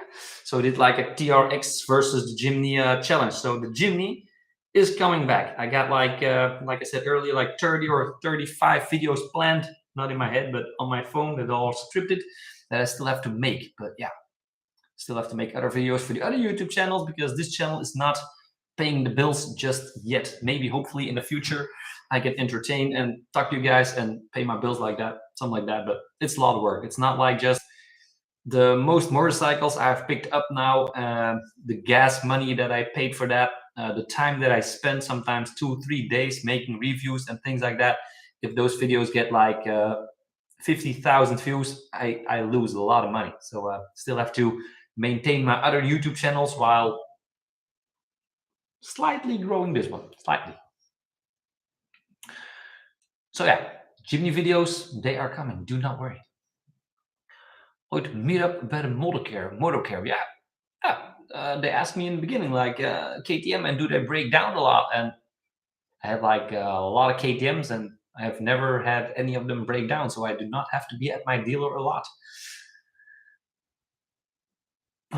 Would love to have seen that on a Dakar. Yeah, that was yeah. Walter was like, dude, that dude is absolutely crazy, absolutely crazy. If I had half the guts that man has, I would be happy. God dang it. Just get in here, but try the Ducati Desert. Yeah, I know. And the Multistrada, I know. But I said earlier, like I asked for Ducati. I asked the Ducati brand manager of our country for Ducatis, and yeah, I did not email me back. And suddenly, the garage in Antwerp, I think it was Ducati Antwerp, the manager called me and was like, "Hey, yo, you want Desert X and you want to come and ride it?" And I was like, "Nah, I don't need it because, well, I got I'm in contact with the brand manager of the country, and he's gonna hook me up with one." And yeah, you never hooked me up with one. So maybe it's because I got like BMW GSs on the channel and and more of a KTM guy, that he's going to be like, yeah, he's totally gonna break it off and make it look like a shitty motorcycle. I don't know, but that's not what I do. I do not get paid by KTM. It's not just that it's jacked around because I had it on yesterday, but it's not that any brand, any motorcycle brand, car brand, no brands are paying me to actually say it is good. Some people did say it in the comments. They were like, "Yeah, you're only saying that the KTM is better than a BMW because you get paid to say so." Yeah, but I'm also a BMW media partner, and I'm a KTM media partner. So media partners don't work like that. So even if I get a brand new KTM in the future, I'm probably getting the new 890. And if anything is bad, probably not the riding. I can say that it's harder than 1290, that it's not as comfortable. But I'm not a professional athlete. I'm not Chris Birch. I'm not Gregory Gordine. I'm not like a professional rider. So I can't say like the suspension is better or things like that. If it rides good, it rides good. But if the indicator kind of sucks and the box in the middle is just bad, I mean, I'm just gonna say that. I'm just gonna say that. If anything is bad, I'm just gonna say that. As simple as that. You're welcome. Sticks and pedals. I love you, Jimmy. It looks really awesome. Hey, Yip Chum. Thanks for the donation, mate. What the hell is H key? Hey, is that like Hong Kong dollar or something? What the hell is that? HK $15. I have no idea what that is. I have no idea what it is, but I think if it looks blue, it is most likely a donation or something. So thank you very much. I love your Jimmy. It looks really awesome. Yeah, thanks. But it looks kind of dirty today. Like we have been playing in some big ass deep mud, and my buddy got it stuck in like, yeah, totally, totally destroyed. Can I show that? I gotta show that. Look at that.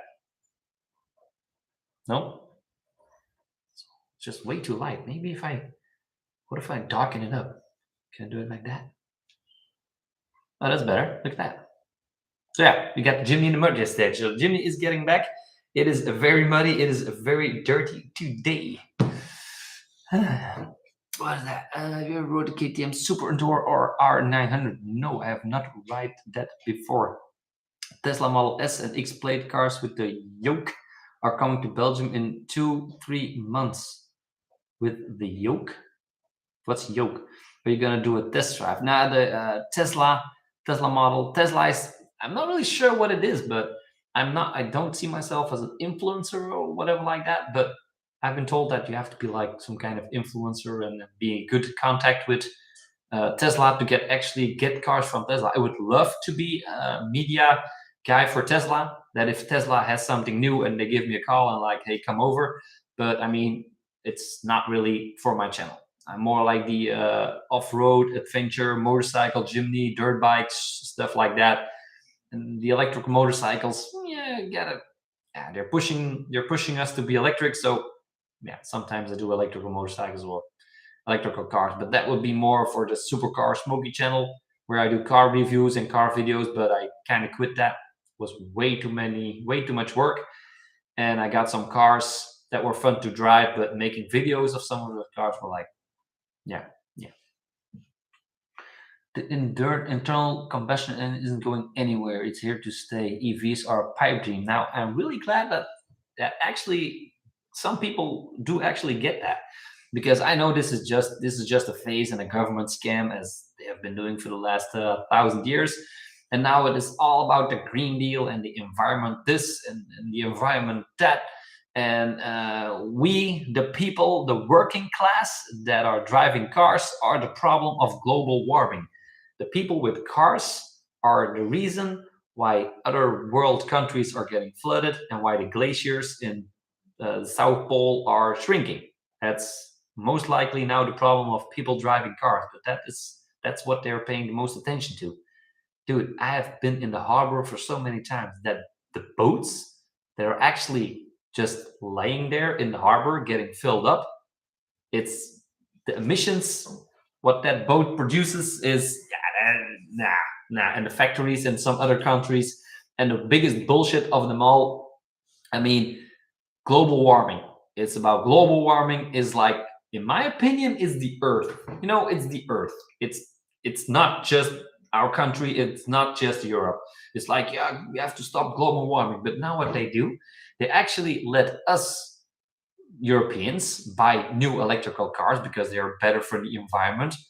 I feel really bad for those little kids in Africa and the cobalt mines because they have to work overtime now to get all the batteries for Elon Musk out. So it's really hard.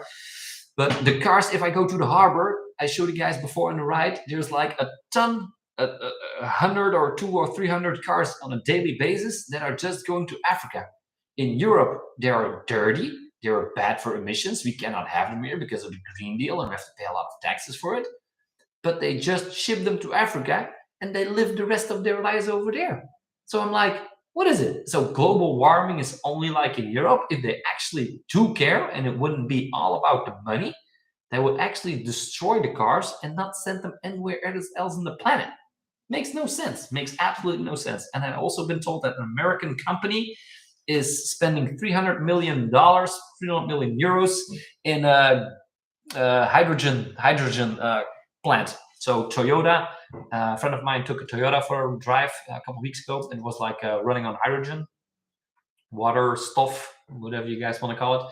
And it's like, it's not really a lot of people talking about it, but hydrogen, there's like a big ass factory. There's like two big ass factories coming in the country to actually produce hydrogen. So what they did like 10 years ago in Europe, and especially Belgium and the Netherlands, was like, yeah, you have to buy diesel. Diesel cars are the best. Diesel this, diesel that. Oh, no more petrol, no more petrol. Everybody was starting to buy diesel engines. And at that point, when everybody had a diesel engine, they raised the price of diesel. They put some extra taxes on it. And then they were just like, yeah, let's do another thing. Everybody's on diesel. Let's change it up. Emissions. What are the worst cars for emissions? Diesels are bad. So suddenly they start saying like, yeah, emissions are not good on diesels. You have to go back to petrol. So everybody was like, huh? They raised the taxes like really crazy on emissions and things like that. So it was better to buy petrol cars again. And then when everybody was buying back petrol cars, then the government and European Green Deals were like, yeah, we gotta have electrical cars really fast, really fast.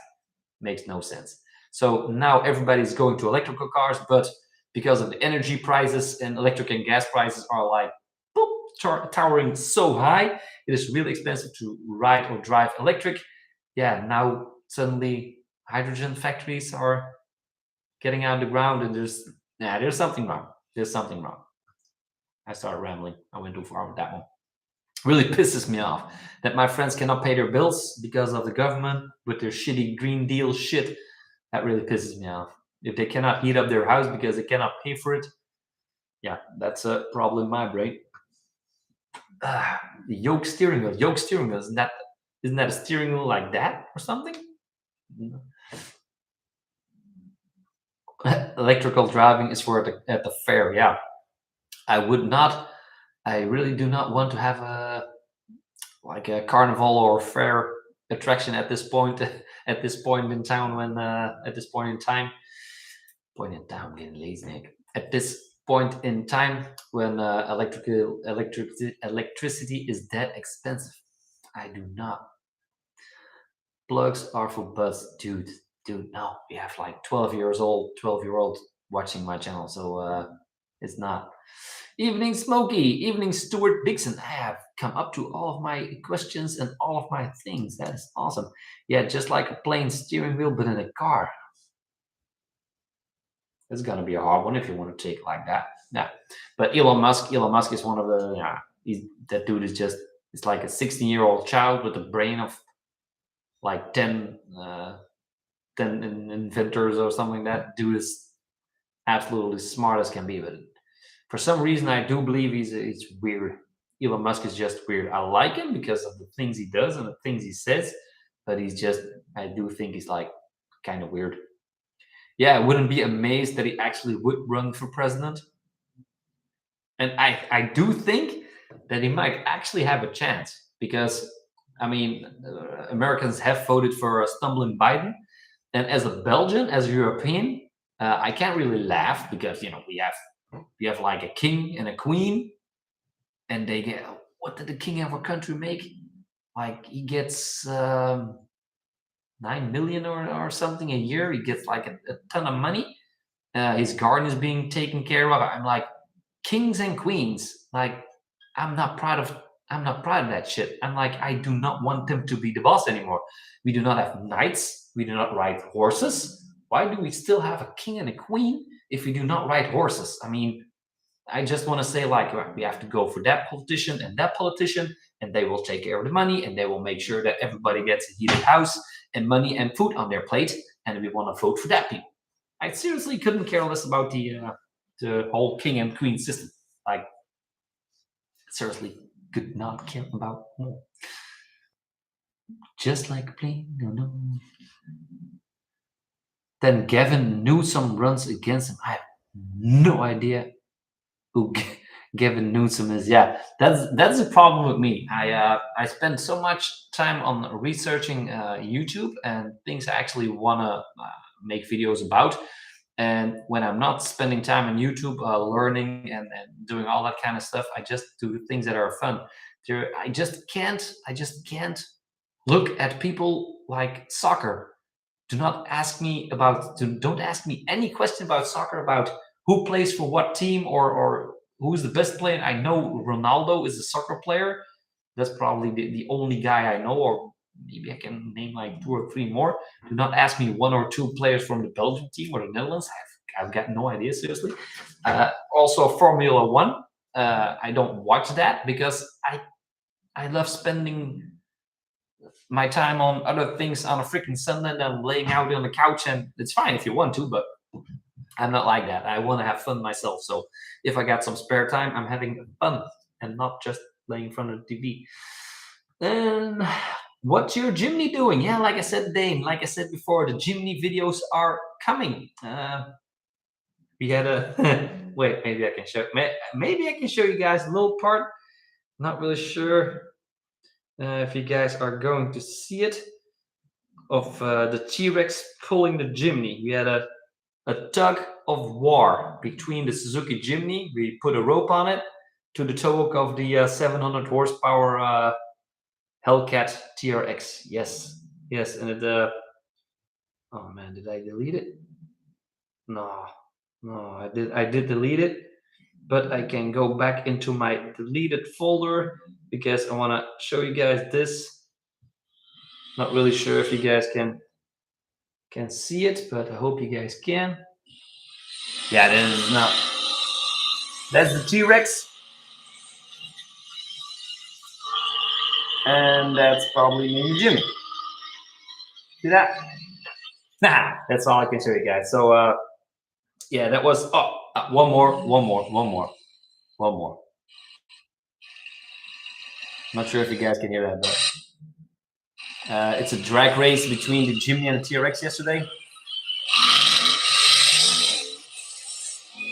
Look at that chimney bouncing. That was hilarious.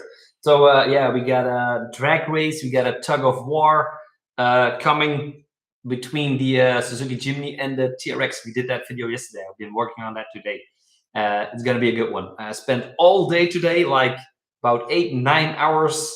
I spent today on working, editing on that video. It was absolutely going crazy. So I just had lunch and I was like, got to do some live for the first time. So just like I said, it's a test. It's my first live, just testing some stuff out.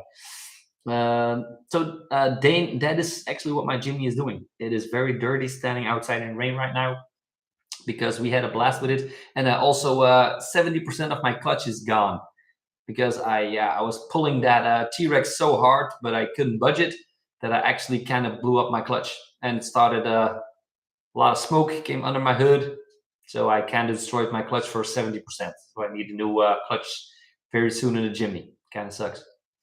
9 million for doing almost nothing. Yeah, I saw the royal family of the Netherlands. They were coming out of their window like always. They have like a big apartment for a couple of million euros.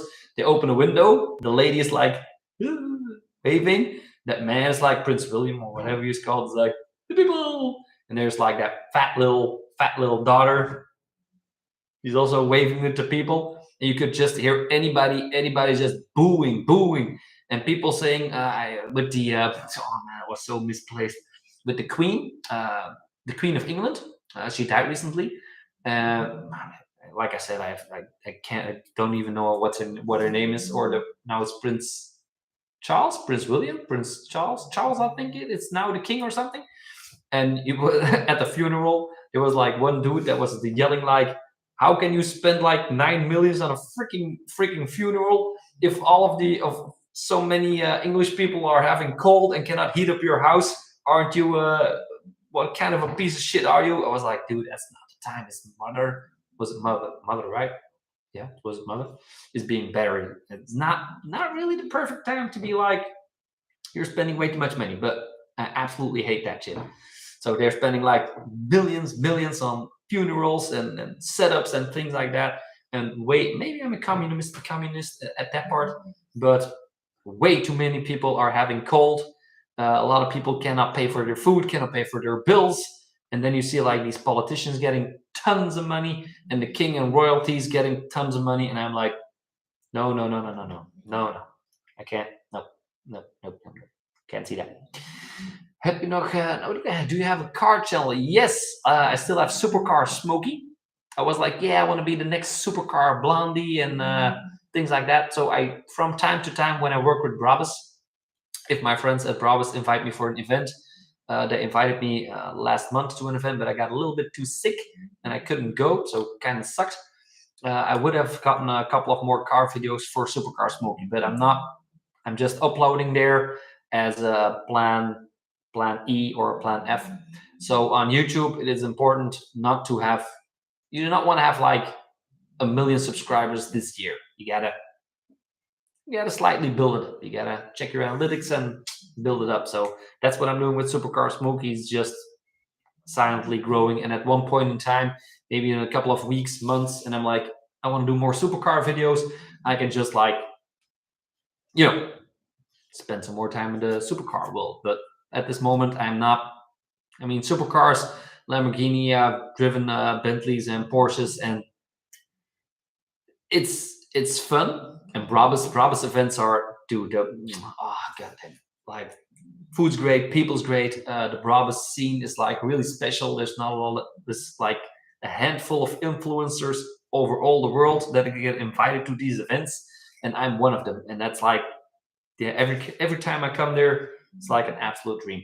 But yeah, the rest of the supercars, I'm more. at this point in my life, I want to be more, take the Jimny out, go to a place, go to some water, uh, get out my fishing pole and put it in the water. Do not put a hook on it because I absolutely hate fishing. So I just want to pretend I'm a fisher and do not catch any fish just for the relaxation of it. But that's what I want to do at this moment. Not like drive supercars and things like that. I want to relax, go into the woods. Yeah. A president cost money too. Yeah, Biden was going to spend 300 million or 300 billion, can't really remember, to pay off student loans or something like that. Dude, when people are cold and house prices are about to explode and the index, things like that, the amount of inflation is crazy as shit. You do not want to give away free money and print out more money. And that's what Biden is doing. So I've never seen but it's not Biden. I mean, Joe Biden is just like Greta. But Hitler also used small children to get the message spread, and Biden is just the same. I'm pretty sure I've been told that he shit his pants a couple of times. Just when he's standing or walking, he starts shitting himself. He's just a dummy. So there's like mighty people that have their hands up Biden's ass, and only thing he has to do is like watch at the monitor and say what's on the monitor. Not everything, but he has no idea what he's doing. That's for sure, and it's really bad. Dude has so much power. God dang. He is the governor. Oh, I didn't know that. No giveaway. Oh, really? KTM flip flops. I won. Oh, what do you mean? Oh, Mr. Visboka. Oh, yeah. I gave you the KTM flip flops. Awesome. They just broke. How can you break flip flops? They're KTM. They're good quality. You should get Crocs. I got Coca-Cola Crocs. Crocs are the shit. Crocs are really good. Politics is like self-torture. Yeah, I know. It's really bad. Why weren't you at the KTM roadshow in Francorchamps today? Yeah, I know, Tel. I know. Yeah, I've been so incredibly busy, and I said in the beginning of this video, I actually forgot that my wife and kid were going to Disneyland this weekend. So I actually had like a double booking, and I have my dogs over here, and my parents couldn't come. So yeah, I can't leave my dogs here. I was planning in my head, I had planned that I was going to the Adventure Roadshow and even spend the night, sleep in a tent, take my adventure, get freakingly wet, all muddy, do the trail. I was going to do everything. And my wife last week was like, yeah, we're going to Disneyland this weekend. I was like, yeah, I kind of forgot that. Yeah, I'm not for Disneyland. I am not built for Disneyland. No. If I see somebody running in like a costume, I always think like, what the hell is underneath that costume? Like, and everybody hugging them, and then I'm like, you have no idea who's in that costume. Could be like, I'm not gonna say it, but you never know. So, but I do think that tomorrow, I think KTM Adventure Roadshow is 3 days, 27, 24, 23, 24, and 25, if I'm correct. It is also tomorrow. I was planning on going to the roadshow in Francorchamps tomorrow. I'm not sure what to take. Still have the Ram TRX. Take the Ram TRX or take Browse. Not really sure. But I am planning on going there and maybe. Did you go, Tal? Did you go to the Francorchamps today? So maybe I will take it. I will go there. I'm getting tired here. How long am I doing this? Like an hour and a half. God dang it. I wasn't even planning on going live. Hello from Spain. Hello, Luis. Your viewers are going down. Oh, yeah, I know. But I don't really care about viewers. Even if there would be like 5 people here, just 5 people, I would just talk to 5 people. Even if I have 5 people or 500 or 6,000, yeah, I don't really care. I don't really care. What do you think about Kawasaki? I'm not a Kawa guy. I'm not a Kawasaki guy. No, not at all. Not at all. Kawasaki scare me. I do not like that green color, and yeah. You inspired me to start a channel and motovlog. Oh yeah, I just ordered some cameras and mics. Thanks, keep doing what you're doing. Yeah, Mike. Yeah, motovlogs are fun. Motovlogs are really fun. They're also not hard to do, and they're not hard to edit. It's the hardest part is actually getting people to keep on watching. And that's what I said earlier with the retention graph. If you go into your YouTube analytics, first thing you actually have to do, that's what a lot of people actually do when they start YouTube videos or start a YouTube channel. The first thing they do is, yeah, I want to start make YouTube videos and I want to do motorcycle. Let's just say I want to do moto vlogs. I want to do moto vlogs. Okay. So the first thing they do, they get a camera, they get on the motorcycle. What am I going to do? They get on the motorcycle and poof, they're off. So they're just, oh wait, we got a spammer here. Look at that. Chat, best adult dating site, Chat 69. Yeah, I had like, wait, can I block this guy? Remove from the channel. There we go, and he's gone. So I still have to put something in there that you cannot react every 5-6 seconds. So yeah, about the motorcycle channel. So the first thing you actually should do is check out the best in the game. Who are the best in the game? And that is Itchy Boots. She's like really good. Her storytelling is also really good, and she get like a ton of millions of viewers and subscribers just because her storytelling is that good. So actually, you should examine before you even make your first video. Just go to Itchy Boots and the other bigger motorcycle vloggers. Not really sure who those guys are anymore, and see how their videos are built. How long is their video? Is like 10-minute video, is like 20 minutes, 30 minutes. I think Itchy Boots does like 20-30 minutes videos, and how are they edited? So sometimes she has like this cool inspirational music, and then she flies her drone when riding a motorcycle, and then she's like really tensioning. So how is that video built up? So before you even start making one single video on YouTube, check out what are the best videos, what are Itchy Boots' best videos. So just go to her channel, click on videos, filters, and look for most popular. And then all of her videos, even if it's a video of a year ago, and it's got like 8 or 9 or 10 million views, just check it out every second of that video. What happens in that 20-minute period? Every single second. What music? What? Oh, my dog is. I'll be right back. A second. I gotta open the door for my dog. You can hear him moaning. Did anybody hear him moaning? He's like, gotta put him out. Just a second. I'll be right back. Ask me any questions if you want. Only don't ask for money. I got no money. I'll be right back.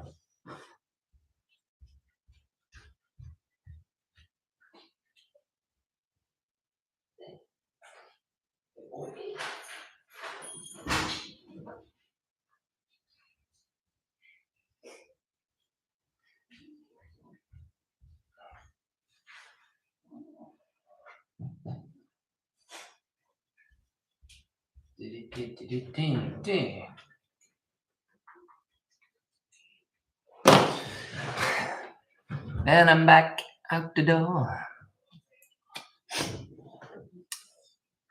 There's a couple bikes to test ride. Yes, my grandpa, the guy that you test ride with 700. Tel, that's you. Yeah.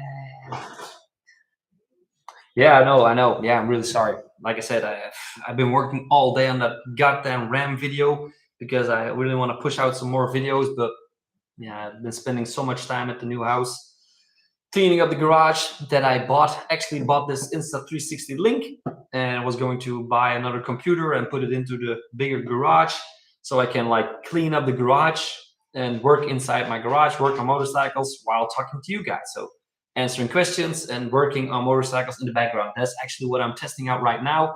So if I have a Saturday evening or a Thursday or a Wednesday evening, I'm just like going into the garage, setting up the camera, live. There we go. And I can just do my thing and talk to you guys. Something like that. I got work tomorrow, dude. Yeah, need to sleep. Take care, dude. Yeah, same to you. Peaky Blinder. See you guys next time. Itchy does the same trick every time, but I do like it. Yeah, well, that's it, Mark B33 338. That is actually what YouTube is all about. The same goes for me, but the problem with my YouTube channel is that actually, I started out with, I think, the Super Duro, like a Super Duke R. I was like, yeah, I'm gonna make a Super Duke R and then make some off-road videos. It's gonna be gnarly. It's gonna be crazy. Everybody's going to want to watch that. But it turns out, yeah, it's not it's not for everybody. The Super Duke R off-road, it's not. Most people are just like, dude, it's just wrecking that bike. It makes no sense, and they stop watching. They saw one skid, me doing one skid, and it doesn't work. So, but I made a ton of videos about it. It doesn't really matter because I had fun doing it. And then I was like, suddenly I went to the Super Duke GT. So I went from the R to the GT, was not that bad. The Super Duke GT didn't do that bad. But then suddenly I went to the Mercedes. I went like doing my Brabus review videos. And then I went like, what else did I do? Yeah, then I went like, um, what else did I do besides the Brabus? Yeah, I think I bought my Jimmy then. Yeah, then I bought my Jimny and I went from KTM moto vlogs, off-road adventures, went into the Jimny, back to the Brabus, did some supercars. So I went, yeah, I did like a ton of different stuff. And Itchy Boots is just like adventure, drone shots, good music, attention, storytelling. Once you get that, once you get at that point that you know what your viewer, what your perfect viewer actually wants to see, if you get at that point, and I have that point, I reached that point with other YouTube channels of mine, that I can kind of pinpoint if I make a video, if I upload it, I can already tell like, now this is going to shits or this is actually going to work. And sometimes it does, sometimes it doesn't. Most of the time it does, and sometimes it gets like 50 million or 100 million views on some of the videos I've made before. But with the adventure, it's more like, yeah, you really gotta storytell, and I'm not really yet a good storyteller. So I should do some more research about how storytelling does. Oh yeah, 44 Teeth. Yeah, 44 Teeth. I mean, I've found that channel too. Yeah, the 1290. Yeah, that's what I said. I made a ton of videos with the 1290. And yeah, for some reason, when I started riding that BMW GS and I started making videos, my channel really exploded. I have no idea. I have no idea how that happened, but for some reason, the BMW GS worked better as my 12.9 KTM. So I might have to buy a BMW GS.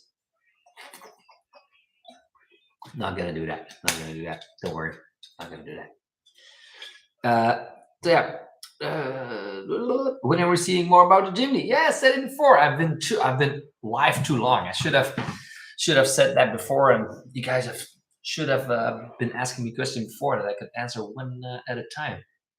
The Jimny is coming. I've been working on a video right of now and of today. I still have my editor open, and it's I can't really show you guys this.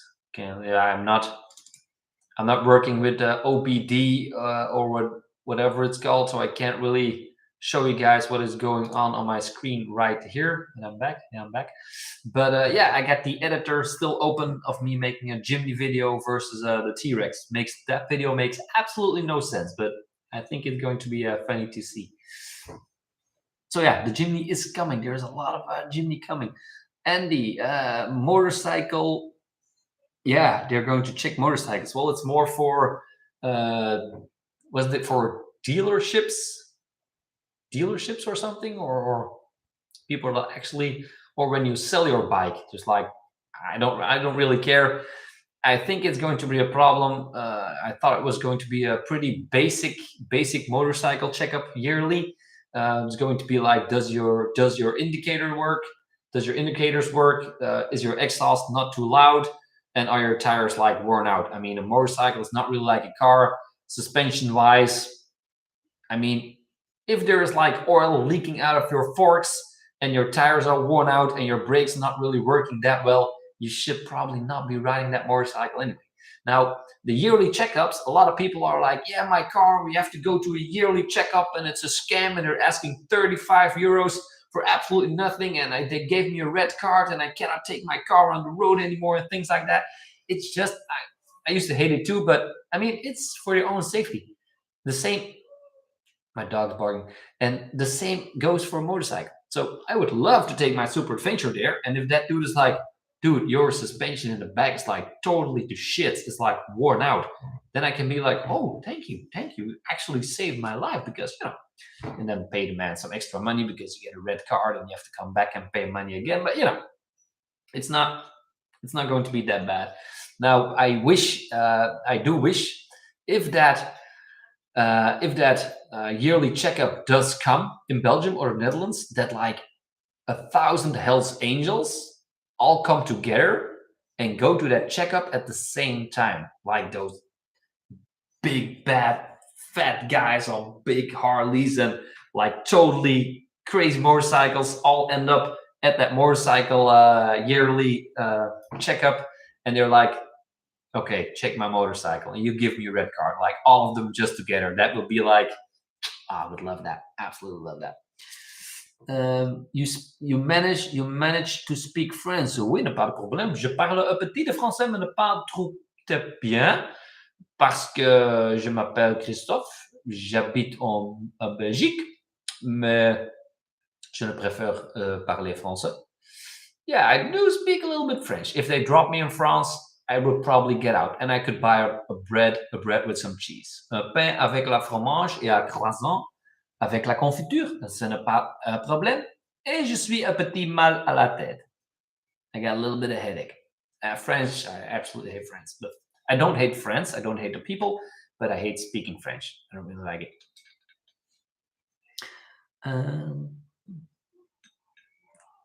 Yeah, the 1290, did it also for me. Yeah, my humor, it's not just being myself. This is just trying to be myself. That's it.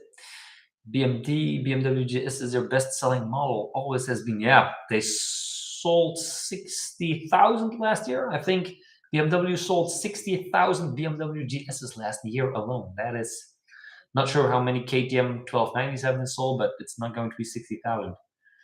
Let me guess, Jimny wins.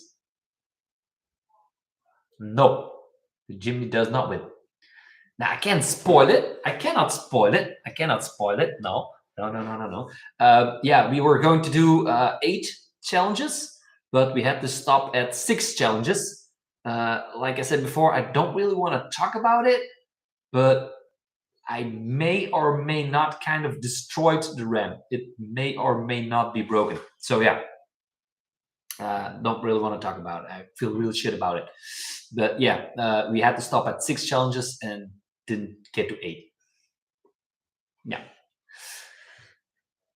So it might be a tie or Direct wins, something like that. You have to wait and see until it gets uploaded. You like music? You live in the United States or England? No, I do not. I live in Belgium. Freaking Belgium. Yeah, I hate it here. Absolutely hate it here. I would rather go and live in England, but yeah, the rain and the weather, England's really close to Belgium, so it's actually the same weather. And also United States, I wish if there's any place I could live, I would really want to go to Utah. Utah in America. It's like when it's cold, they got like a lot of snow, they got like mountains, they got like water, and when it's summer, it's warm. But yeah, in Belgium, is even in the middle of summer, it can even get cold and rainy. And when it's winter, the sun can shine, it can be like 20 degrees. So this makes no sense here. Really want to leave. Absolutely hate this country.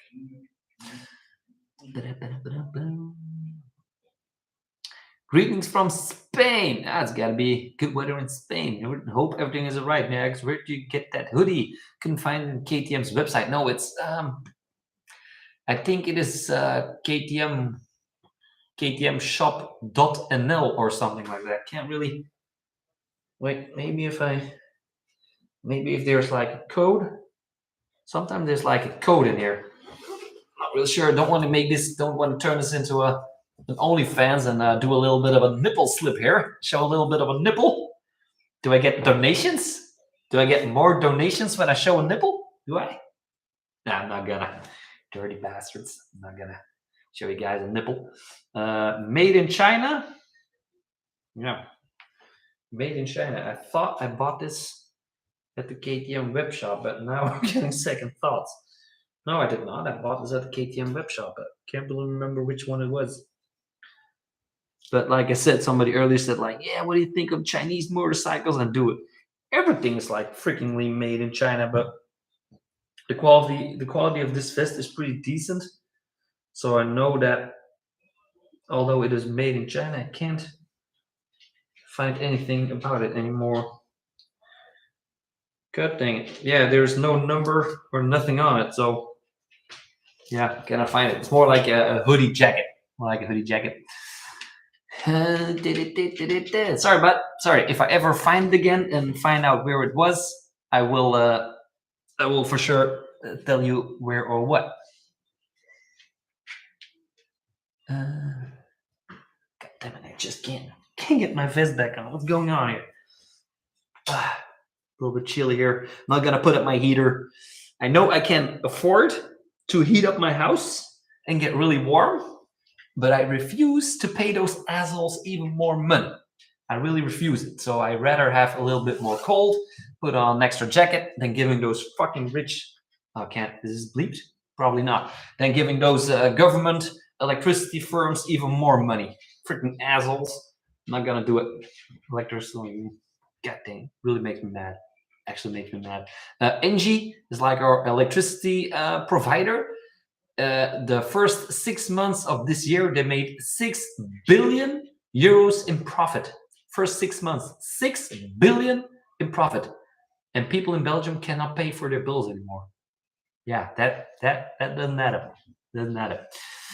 Anyway, Griffin's been hoodie also. Sorry about the hoodie. Really sorry about that. BMW wants to flush the brake fluid once a year because it would be a bummer to go into a corner at 120 miles an hour and go to step on the brakes and nothing is there. Do they? Maybe. Not really sure. MOT for motorbikes is a way to get money out of your pockets. And to know that 90. Yeah, I know. It is all about the money. It is all about the money. It has been about the money yesterday. It has been about the money a year ago. It will always be about the money unless actually people start fighting back. But that is the problem. It's actually the biggest problem in Belgium and in the world. People and kids are not educated. Yeah, the Great Reset and yada yada yada yada, and you will owe nothing and you will be happy. I do actually believe that. I'm not a conspiracy thinker or a thing like that, but I was never taught. Does anybody ever get taught in lower or mid school? The thing they always told me in middle school was like, Smokey. Nah, they didn't. My name is Christopher, so my name is Christopher. So they didn't call me Smokey, but they were like, Christopher, you need some good education, you need a good job, and you need a good factory and a good boss to work for. But they don't teach me to be like self-employed, to work with money. But what they actually do now is just, well, you get. My dog is barking at cats again. So what they actually do now is just, yeah, they hope you get a job for a boss, so they just take your money. That's how the system works. If you're self-employed, you do not have to pay taxes on different materials you buy. If I buy an iPhone, it's 21% less tax because, I'm self-employed. If you're just a worker that works for a boss and you buy an iPhone, you have to pay the full bill for it. So there's no extra taxes to be paid. So if everybody in the world would be self-employed, and especially in our country, yeah, there wouldn't be as much money. So what the government actually wants is put them in a school, give them a graduation. Here you go, work for a boss, and yada yada yada. At the end of the year, you give you back a little bit of taxes so you stay quiet. That's how it works. Assholes. The motorbikes is way. It is. It's all about the money. How much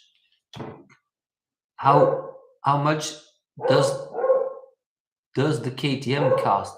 My KTM? About 20,000. Yeah, 24. Mine was like 23 with some options and. Greetings, just came across the border. Conrad the Droit, Luxembourg. Hi, Conrad. Try New Zealand like the UK, but with great weather. New Zealand. Yeah, I always thought that New Zealand was actually pretty close, but isn't New Zealand like, dude, I really have to. Hey! Gotta stop my dog from barking. My neighbor's gonna lose it. Probably gonna shoot my dog. New Zealand. I always thought that New Zealand was like somewhere left on top, but New Zealand is like right underneath Australia, isn't it? Like I said, I didn't go to school for a long time, so I have no idea. It's old collection supposedly. It's one probably isn't available anymore because there's New Zealand. Yeah, probably. The vest is like 2 years old or something like that. You managed to speak Canadian. You speak French very well. I live in Somme, and I went to Belward in Belgium for the summer holidays. That's awesome. Wait, you came to Belgium for summer holidays? Why the hell would you come to Belgium for summer holidays? You must have family or friends here. This is actually the last country I would visit. Belgium is actually the last country I would ever visit uh, for a holiday, like any other country, but besides mine. Do you own that Ram TRX? No, I do not. Now, when that Ram TRX did come out, was about like 2 years ago. My buddy showed it to me. It was like, dude, check this monster out. And at that point, I was looking for a faster Mercedes. I used to be a Honda fanatic, so I had like 12. I think I had like 12 Hondas in my life. So I had the Honda Civic Type R, Honda Integra Type R, Honda CRX, Honda Del Sol, Honda Civic EK4, EP3. I had like all the Type Rs. Was a big Honda fanatic. I had the last one, FK2. And at some point, Honda was like, yeah, we're not building anything above 300 horsepower besides the NSX that is a little bit overpriced with over 200,000 euros. So yeah, I was like, yeah, I gotta go to the AMGs for Mercedes. And I was like, yeah, I'm checking out the new. Then I was checking out the E63S with 600 horsepower, and then the TRX came out, and my buddy was like, "Dude, you gotta see these videos of the TRX. They're jumping it, they're taking it off road, the Hellcat engine." And I was like, "Sheesh, I am deeply in love." But yeah, you guys, if you've been here from the start of the channel, my other house, my driveway was only like 6 or 7 meters long. Yeah, and the Ram TRX is a little bit too wide. So if I would put a TRX on my driveway, even as close as possible to my house, it will still stick like a half a meter or a meter on the bike lane with its bed, with the truck bed. So not a good idea to have a half parked TRX on the bike lane. That is going to cause a lot of trouble. And that's actually, and I couldn't also fit it in my garage. So that are the only two reasons that I did not buy the TRX 2 years ago, because it was too big and too, yeah, just couldn't fit my driveway. But driving it for the last week, god dang it, that thing is, yeah. People in my town are already talking about it, about who is leaving those 4 big black marks on the road, and who the hell that crazy dude is with that big black Jeep with German plates on. I'm like, I have no idea who he is. Some German guy living on the camera block, something like that. Trailer park trash, something like that. So no, I do not own that TRX. It is a demo car, and I'm just taking it out for a week, make some videos with it. Also, like tug of war. I did a tug of war with the Jimny. I did a drag race with the Jimny, and then yeah, do some more TikTok videos with it, something like that. TikTok is more local audience. You are the best. Thanks, dude. Thanks, dude. Appreciate that. They teach you to be a good worker and a good consumer. Alan Goodwin, that is absolutely correct. That is what the government and the higher anarchy actually wants. And I gotta say, it is a fact. It is a fact. Those things are absolutely real. And like I said, in Belgium, if you just get a regular job and you start working for a regular boss, you pay a lot of taxes. Like I said, if you go to the shop, well, there was simple short explanation, because I'm not really sure if people are actually interested in how governments and things like that work. Probably not. But yeah, I mean, there was this guy having a job at the dump. Yeah, I went to the dump last week, and this kid was like, yeah, I was like, I just moved out, so I was bringing like a lot of new stuff, electronics. I had like 3 vacuum cleaners at one point. I had like 7 big TV screens from 2 houses, and I was just all giving it away to charity. At the dump, they have like a big container where you can donate some stuff to charity and people who have nothing. So I actually gave like half a house, like 5-6 TV screens, Dolby surround systems, an old computer. I was just donating it all. And the dude was like, holy damn, dude, you're giving so much away and this and that. And I was like, hey, the government is taking away everything from a lot of people, so I'm just giving it back because I don't need it and I have enough bread on my plate. And it was like, yeah, I cannot complain. I work here and I got 500 euro in taxes back. I was like, wait, so you're happy you got 500 euros in taxes back? Yeah, it's good. It's good. So yeah, 500 euros I got back by the end of the year. But I said like, hey, if you're going to the store and you pay for your bread, and everything inside the store, you are already paying 21% taxes. And it was like, yeah. So I really don't. I don't have to because I'm self-employed. I have my own business. I don't have to pay 21% taxes. So it was like, oh yeah. So every cigarette is taxed. Every gas you put in your car is taxed with 70% on taxes. Every money you have paid, everything you have paid for the last year, all of that is 21% at least on taxes. And then you see him starting like, yeah, it adds up, yeah. And then I was like, yeah, your brutto, we call it brutto net. You have net and gross money you get from your boss. And the kid was actually earning 3,000 euros, but he only gets 1,500. So if you're self-employed, if you have 3,000, you get your 3,000. Right? Pay some taxes and you're done. But if you're an employer, if you're employed, well, the government already takes those taxes off and you get left with just a small portion. You can't do nothing about it. So they already take your money. And so I said to the guy, like, you have been paying taxes already about 1,300 euros a month for the last year. And I did a quick math. Like I said, didn't really go to school for a long time. But I said, you paid about 35,000 euros in taxes. Even if you buy a flight ticket, 21% taxes. Everything you do is 21% taxes if you're not self-employed. And he was like, holy shit. And he got it. Say, how happy are you now that you got your 500 euros back from the government? I never thought of it like that. And I was like, yeah, of course not. And that is what they teach you. That is what the governments teach you. That's how simple it actually is. They teach you to shut your mouth, pay your bills, work for a boss, but never to get self-employed because you can. There's like a lot of ways you have to pay less taxes. But yeah, something like that. Call me crazy. But they actually do teach you to be a good worker and a good consumer. It's actually terrible. And a couple of weeks ago in our papers, all the media is just the media is just government. It is run by the government. It was like, how much money do you need to have in your bank account? In your bank account, like savings, just in your regular bank account where you have your credit cards. And they were like, yeah, how much do you actually need? Yeah, you need like 5,000, you need like 10,000 in your bank account. And well, if you're a little bit rich dad, poor dad, that's a simple book. It's the first book I've ever read. I've never written a book before, but Rich Dad Poor Dad, I recently read it, and it's a complete game changer. If you read that book, change your mind forever. And it's also like, how much money do you need in your bank account? I'm like, before I was like, yeah, like 10,000, maybe 15, 20,000, a little bit more for later. And at this point, after reading the book, I'm like 500. In my bank account, in my savings account, in my bank, with my credit, where all my credit cards are, in the saving account, 500, nothing more. All the rest just needs to go. The bank is not making any money. It is not. You got to take your money out of the bank. You got to put it in, like, what's it called? Other investments, stocks. And if you're like, I know nothing about stocks, we all have a rich friend. If you have a rich friend or somebody that is rich in your neighborhood, just talk to him and be like, hey, do you guys know some good financial? How did you become so rich? Ask a rich friend. Do you have a financial advisor? And it's not that you put money in stocks. If you put 10,000 in, just put a bar and just be like, yeah, if it ever drops below 9, I will get out of it. That's all possible. I mean, get that money out of the bank and put it into investment that actually make money.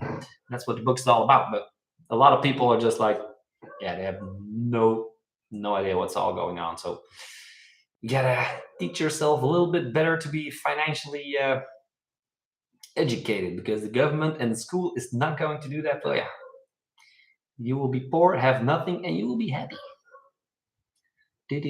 Sorry about that. Real sorry about that. You're going to get your hands on the 21 Honda African Twin. Yeah, like I said, I've been so busy. I got 30 videos planned with the Jimny. I got about 20 or 25. Wait, maybe I can show you guys what I mean. I got videos planned. I got it all in my phone. If I take my 20, really have to go and yell at my dog. So this is just 2021 KTM Super Adventure. Not really sure. Is that? Do you guys see that in reverse? Yeah, probably are. So this is just the videos that I have still planned. These are all the videos that I have ever seen. If you see a bowl, if I do it like that, I can. If I made the video, I can make it yellow. It's like that. So yeah, these are all still videos I have to make with the KTM Super Adventure R. That's what I all have planned for the Super Adventure R. See that? So all these balls, no, these are just things I had to say, but these are still videos that I made. So every open ball that has not been colored yellow is just a video that I still have to make. So yeah, I still have to make a lot of videos with Super Adventure R that I probably do not have a lot of time to pick up the 2021 Honda Africa Twin. David is still here, but this is the ref number of the same hoodie. Oh yeah. Thanks, Tel.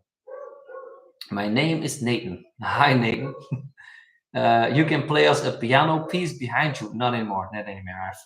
I didn't play for a very, very long time. I love you. That's friendly. A little bit weird, but friendly. Really friendly. I don't really know you, so I can't really. Did cops ever took a drug test just because your plate is Smokey? I would assume they do. Nah, they didn't. They didn't yet, but the cops do know. They know who I am in the neighborhood. They really know who I am in the neighborhood. Don't worry about that. 1,000 kilometer plus adventure in the near future. Yes, I am. Do you guys actually hear my dog barking in the background? He's really annoying me. But yes, I am planning on riding the TET route, TET, TET, Trans-European Trail of the Netherlands. And yeah, it's not that exciting, but it is 1,053 kilometers long. And I was going to do it on my 1290 Super Adventure R. Now, one of my buddies was like, one of my good friends was, hey, I wanna ride with you. But I was like, yeah, you got a Yamaha. He's got the Yamaha Z700 or something. He has a road bike. So I was like, but you cannot come with me on your road bike. And then my other friend was like, hey, I want to come too. But he has a Super Adventure R. So one has a Super Adventure R, one has a Yamaha, another road bike. I was like, but you can't come with road bikes on trans-European trails.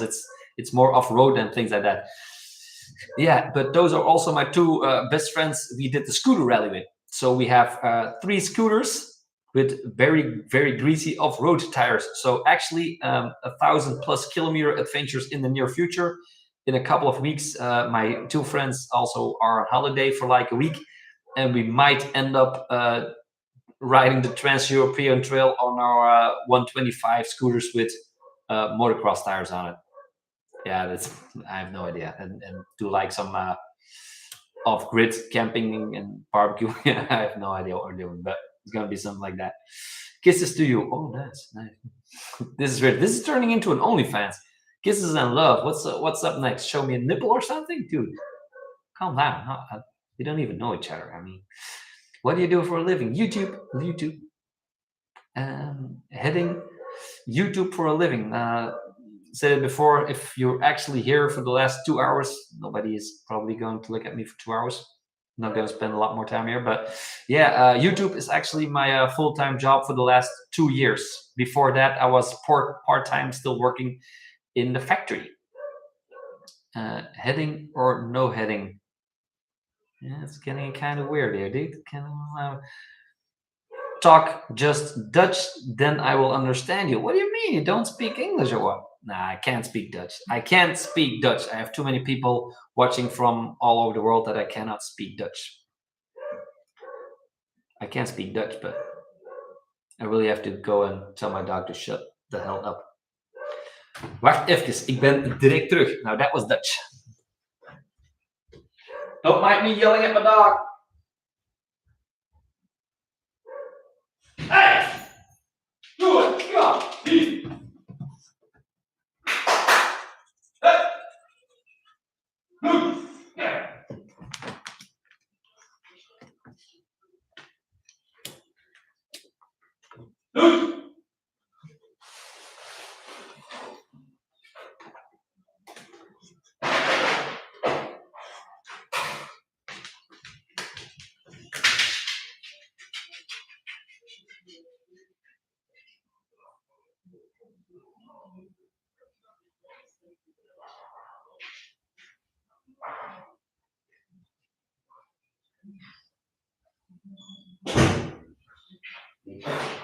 Hey! Hey, shh. God damn it. God dang dog. Barking at the neighbor's cat. God dang it.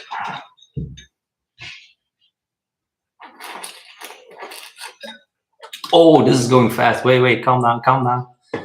Holy shit, get a lot. What's going on here? Uh, more surround videos. Wait, this is going fast. Every year it's a different design. Maybe they bring back, maybe no. Millionaire's tax. Dude, Brent, don't worry about it. There is not gonna be a millionaire's tax. It's like in America. In America, a couple years ago, they were like, "Hey, we have to charge people when they rent out their properties. They don't have to pay taxes on that. So if you buy a property, you rent it out for a couple of years, and you resell your property, you did have to pay taxes in America. But the rich in America and the government were like, hey, holy crap, that's bad. That's not good.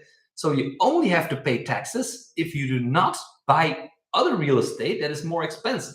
So if you actually buy, let's say, a $100,000 apartment and you rent it out for 5, 6 years and you sell it for 150, you make a good profit. And then at that point in America, they're like, hey, you have to pay taxes. But you're like, wait, I'm going to buy a $200,000 apartment. And then the government's like, okay, you don't have to pay any taxes. Makes no sense. So millionaires, don't worry about that. Millionaires will not be taxed. They have, like I said, the normal 95% of the world, and the people in the Netherlands and Belgium is just not financially educated, and the government can do whatever they want with it. Don't worry about that. Maybe go to a local dealership and hope if there's some old stock. Yeah, indeed. In more surround videos. Yeah, I know, but my surround videos are. It's not my channel. I'm not the surroundster. The surroundster is like his channel is dedicated to electricity and to electrical motorcycles, and everything he does with electrical motorcycles will work.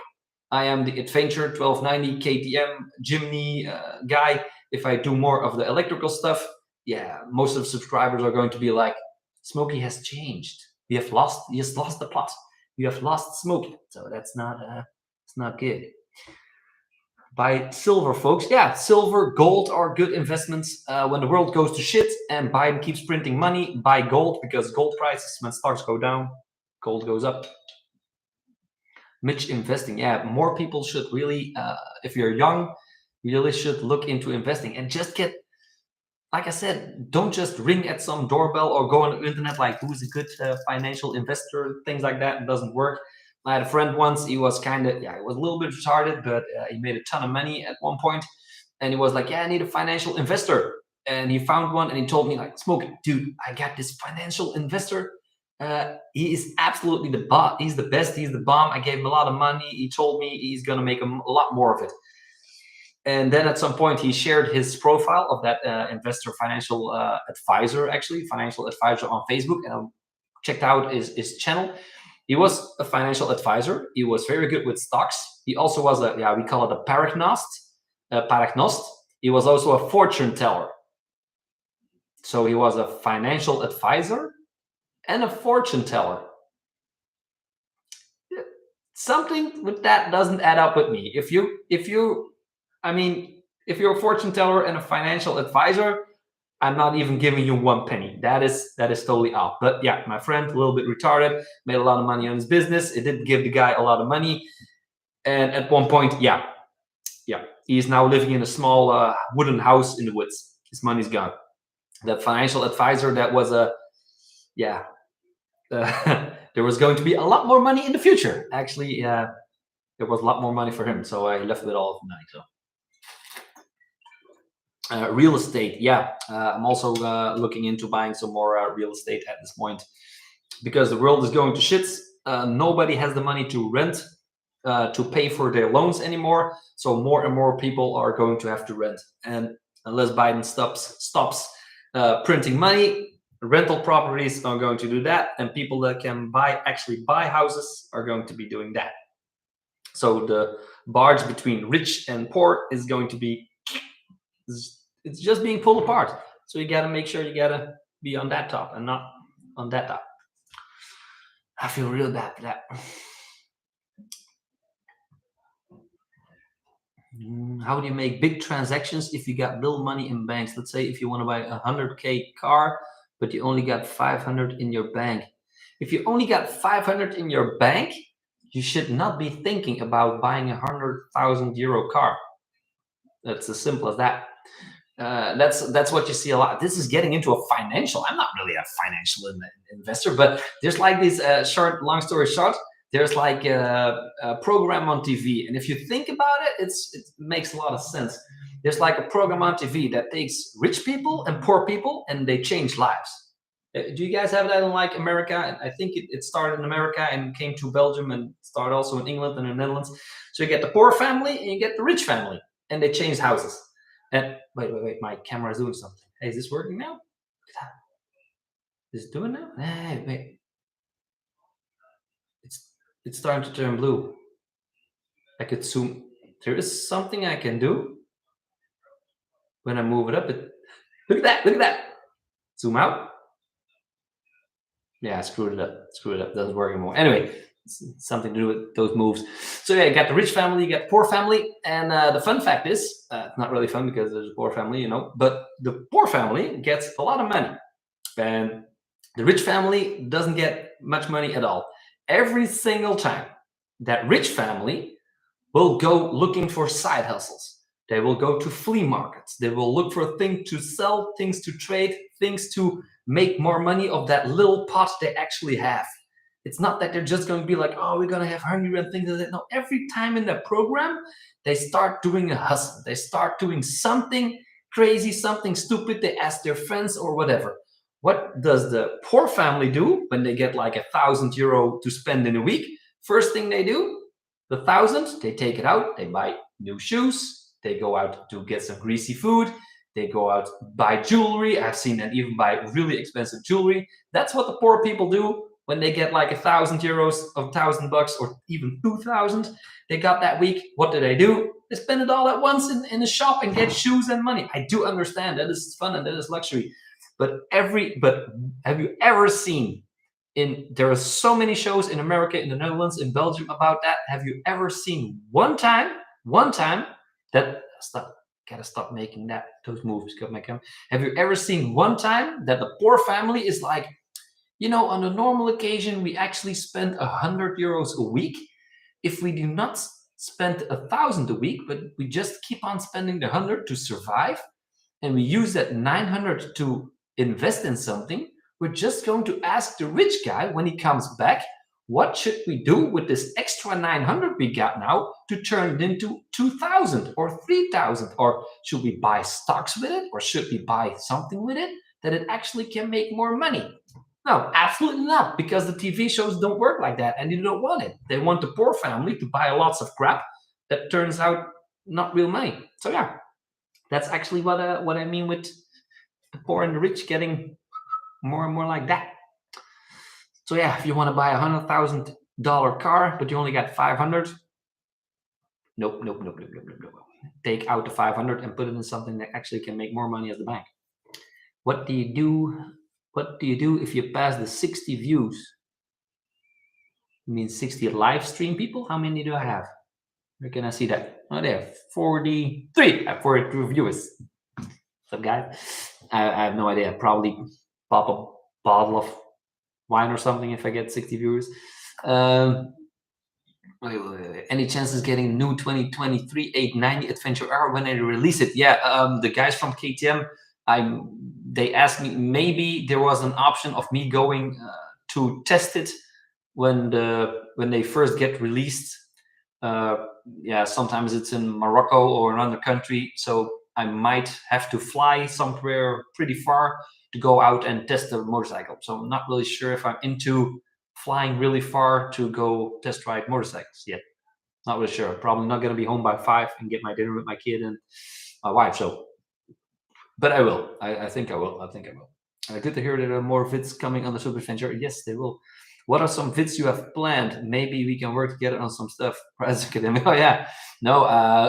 The video I've planned is more adventurous, hammocks, eating, drinking, starting fires with the motorcycle again, things like that. Your dog is hungry. Yep, dog. Yeah. Google traduction is useful for the French. No, I don't want to. I don't want to speak French. Norway looks amazing. Yeah, I know. Very loud dog. Yeah, sorry, I was I was yelling at my dog. Sometimes he barks. Oh man, I have no idea what I did. I went all the way down. Oh, there I am. My dog here. My dog here. Your dog. Yeah, that's what my dog sometimes do. Clinked on the bell. Like, yeah, I know. I started capo pa cap. Haha, dog on the desk. Dog just did some OnlyFans for us. Haha, dog's taking over. Even the dog is funny. Welcome to dog vlogs. Your dog is. How do you guys see my dog? That dog knows what's up. Huh? How did you see my dog? I have two dogs. One was outside and the other one was here in the sofa sleeping. What do you guys mean? Which investing doesn't doesn't read palms? No, no. People that read palms, you should not ever give money to people who read palms. That is not good. We are just recorded to make them richer. Yeah, it is. It is. In USA, the homelessness it's fixing to multiply 1,000 where it is now. Yeah, it is. It is. It is. It is. Dude, still live. That's a lot of chat. Yeah, it's still live. It is indeed a lot of chat. I have been live for 2 hours and 16 minutes. I'm just answering questions, just sitting here. I just had French fries with a lot of stuff to eat, and my kid and my wife is in Disneyland. So I don't have anything better to do besides going to bed in like an hour or something. Still have to finish my video on the Ram versus the Jimny, but can't spend too much time on her. Just gonna go crazy. Getting off on Smokey, talking French, eh? Yeah, I think. Oui, je parle un petit français avec un pain de fromage et un croissant avec la beurre. God dang it, hate French. In UK, we had a wife swap. Yeah, I had seen something like a wife swap, like wife swap. Why the hell? I mean, it's not like the program is not set to get it any better. It's not like you're gonna get like Wiz Khalifa now. That's not her name. I mean, it's not like you're gonna get a freakishly hot woman. It's like it does work like that. You guys put on many investments, but how are you gonna buy luxuries if it's all in investments? Get me? Oh yeah, yeah. That's also like I said. You really should read Rich Dad Poor Dad. Rich people don't work for money; they let their money work for them, and the money they make from that, their assets, not their passive income, their assets that they actually make with the money. That's what they buy luxuries for. And if you keep spending money, like I have done, for example, the money I've spent last year on the Brabus, the Jimny, the motorcycles, it's a ton of money. I should have invested that money in more, let's just say, real estate, a lot more real estate. And the money that real estate gives me on a monthly basis, that money should actually be used to buy my luxuries. So instead of buying a 150,000 euro Mercedes like I got, I should have bought an apartment. And that apartment would give me like let's just say, to keep it simple, 800 or 700 euros a month. So I can spend 700 euros a month every single month until I ever sell that apartment. So I got 700 in the bag. If I put some more money into, let's just say, if I do buy a Mercedes and I rent it out, the money that I get from that rent, I can spend on a monthly basis.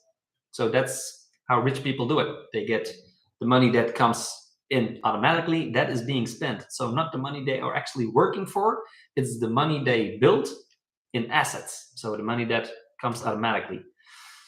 So that is where you should put your money, in stuff that actually makes more money. You can tell what time it is in French. Amérique, seriously, I'm not gonna speak any more French. KTM 890 Adventure. Oh yeah, it's really good off road. Any tips on getting into adventure riding on a budget? Dude, you can even take a freaking e-bike. You can even take an e-bike for an adventure. But I do know the old Hondas. old Hondas, you can do a lot with that. Doesn't have to be like a 6 or a 7 or 800 cc motorcycle. Just start out with a 4-stroke 125 or something. Those things are like unbreakable. They will actually keep on going. Test Yamaha bikes? No, not yet, not yet. Like I said, I got more YouTube channels going, and maybe in the future I will do some more motorcycle brand testing. Not really sure where I'm going with this channel so far. So you have already made love. God dang it, dude. You are. You can. Yeah, I'm not sure how old you are, but are you planning to test the one S1KRR? S1000RR. Yeah, I asked BMW to actually test the BMW S1000RR, but they did not have it in the test fleet in Belgium. So maybe in Germany or another country they do. But in Belgium, in the media partner testing fleet as they call it, they did not have an S1000RR because our country doesn't get like 50,000 bikes to try. They get like maybe one or maybe none or something like that. So your dog jumped on the desk when he came inside. Wait, that's the yeah. I could say was it a girl or a boy, but the boy, the male dog was barking outside, and the little one is my bitch. She's my bitch. She's the girl, and yeah, she's used to when I leave my chair behind. See, from time to time, she can jump on the chair and jump on the table, and she will take anything that is here on the table to eat and just walk off with it. Yeah, sometimes they even work together. So one dog goes outside to bark. I leave my chair when I go outside to bark. The other one steals something from the table, and they both run away with it. Fucking dogs are. My dogs are like really. Uh, yeah, I can't say assholes on live stream. I think, but you know what I mean. He was on your desk. Yeah. God dang it. Yeah, that's one of my dogs.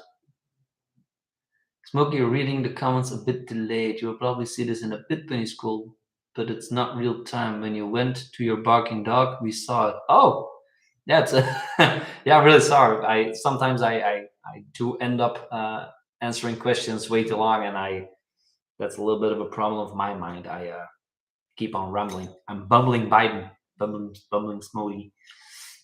Yeah, it's a great man. First live stream. Yeah.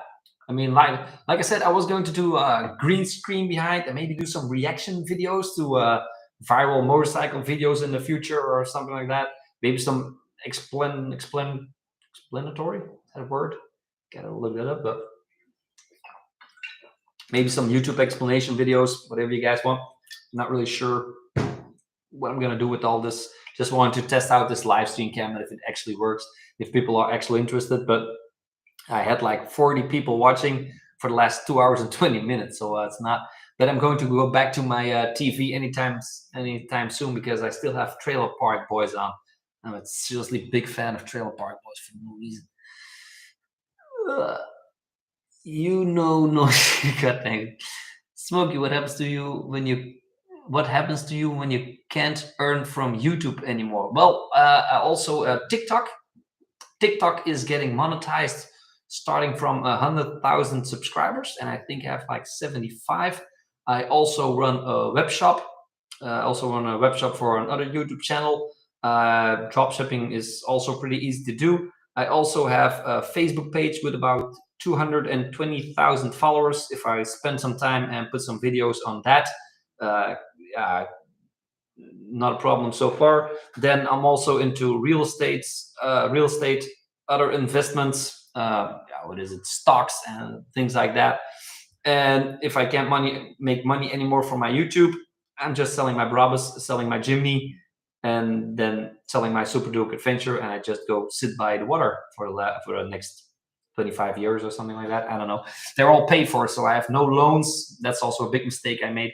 I should have taken a loan on all that, but I didn't know. I could buy more real estate, but yeah, I'm not trying to be rich, just trying to be happy. And sometimes I want to have absolutely nothing besides a motorcycle and just sit at the water and drink some water or tasty beer. But yeah, there is a lot of hustles. YouTube is not the only hustle. There's like a lot a lot of things you can do online that you know do not need a lot of money for. For a quick thing, because a lot of people are here are like saying, yeah, money this and money that, and make money. I do not have a lot of money. My bank account is almost empty. What can I do to make money? For example, it's like really stupid, but you have like websites like Teespring. I had French fries. Whenever I had French fries and my hands are greasy and I touch my mouth or my nose, I get a really itchy nose from having grease on my. So weird. So yeah, a real easy side hustle. You have like these websites like Teespring. What's the other one called? With a frog. Yeah, frog thing. Teespring. It's just called Spring. They're just web shops that make you can upload some custom T-shirt designs there, mugs designs, whatever. And most of the times, there is a lot of people that have. Of course, there's a lot of people that have Facebook, and on Facebook you have these pages that are called from a city. So let's just say Oklahoma. Just saying something in America, Oklahoma. And most of the time, I was born in Oklahoma residents, whatever. So a lot of people are in that Oklahoma Facebook.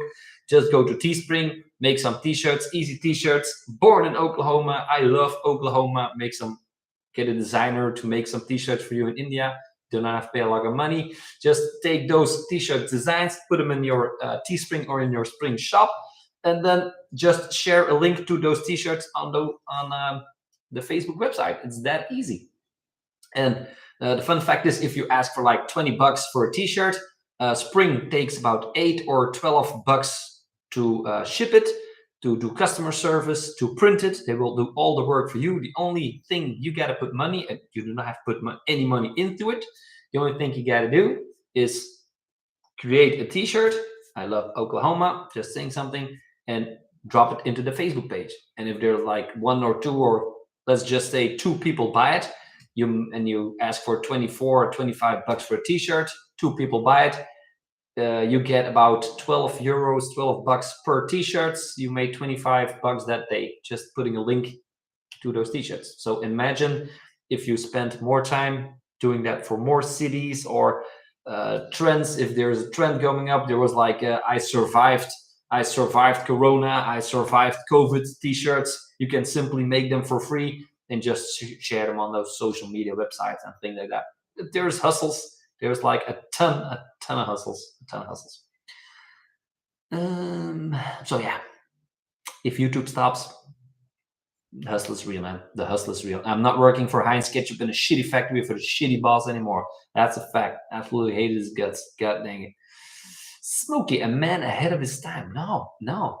I absolutely hate the government and the people, the big pharma and the people in charge. I absolutely hate them. So you got to be a little bit smarter than them. Hey, Xander de Winne. Hey, do you have a plan to test the store on Stormby? Yes, I was at the store at e-bike Bornham when I bought it. And the guys were like, yeah, if you want to come and test the Stormby, you can take it out and things like that. But then, yeah, there's so much stuff I still have to do at the house. And sometimes I want to do everything at the same time. So I didn't have enough time to just take it. How you legit read every single comment? Well, like I said, there's only like 46 people here, so I can easily read the comments and answer your questions. But this is, of course, if the channel gets bigger and bigger, and there will be like 200 or 500 people here, I gotta read a lot faster. Now I'm just taking my time and chilling out. Look, there's like 48 people. Imagine if every 48, 47. Don't leave.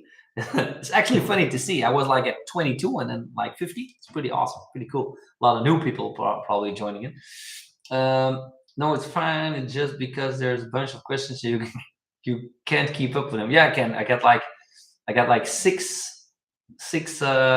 people with questions next, so it's not that bad. It's not like 50 or something. So great live, bro. Love your channel. Thanks, Anonymous. And the body, lol. Wait, what we're talking about? Wait. And the body, what do you mean? No, not. Dude, this is not OnlyFans.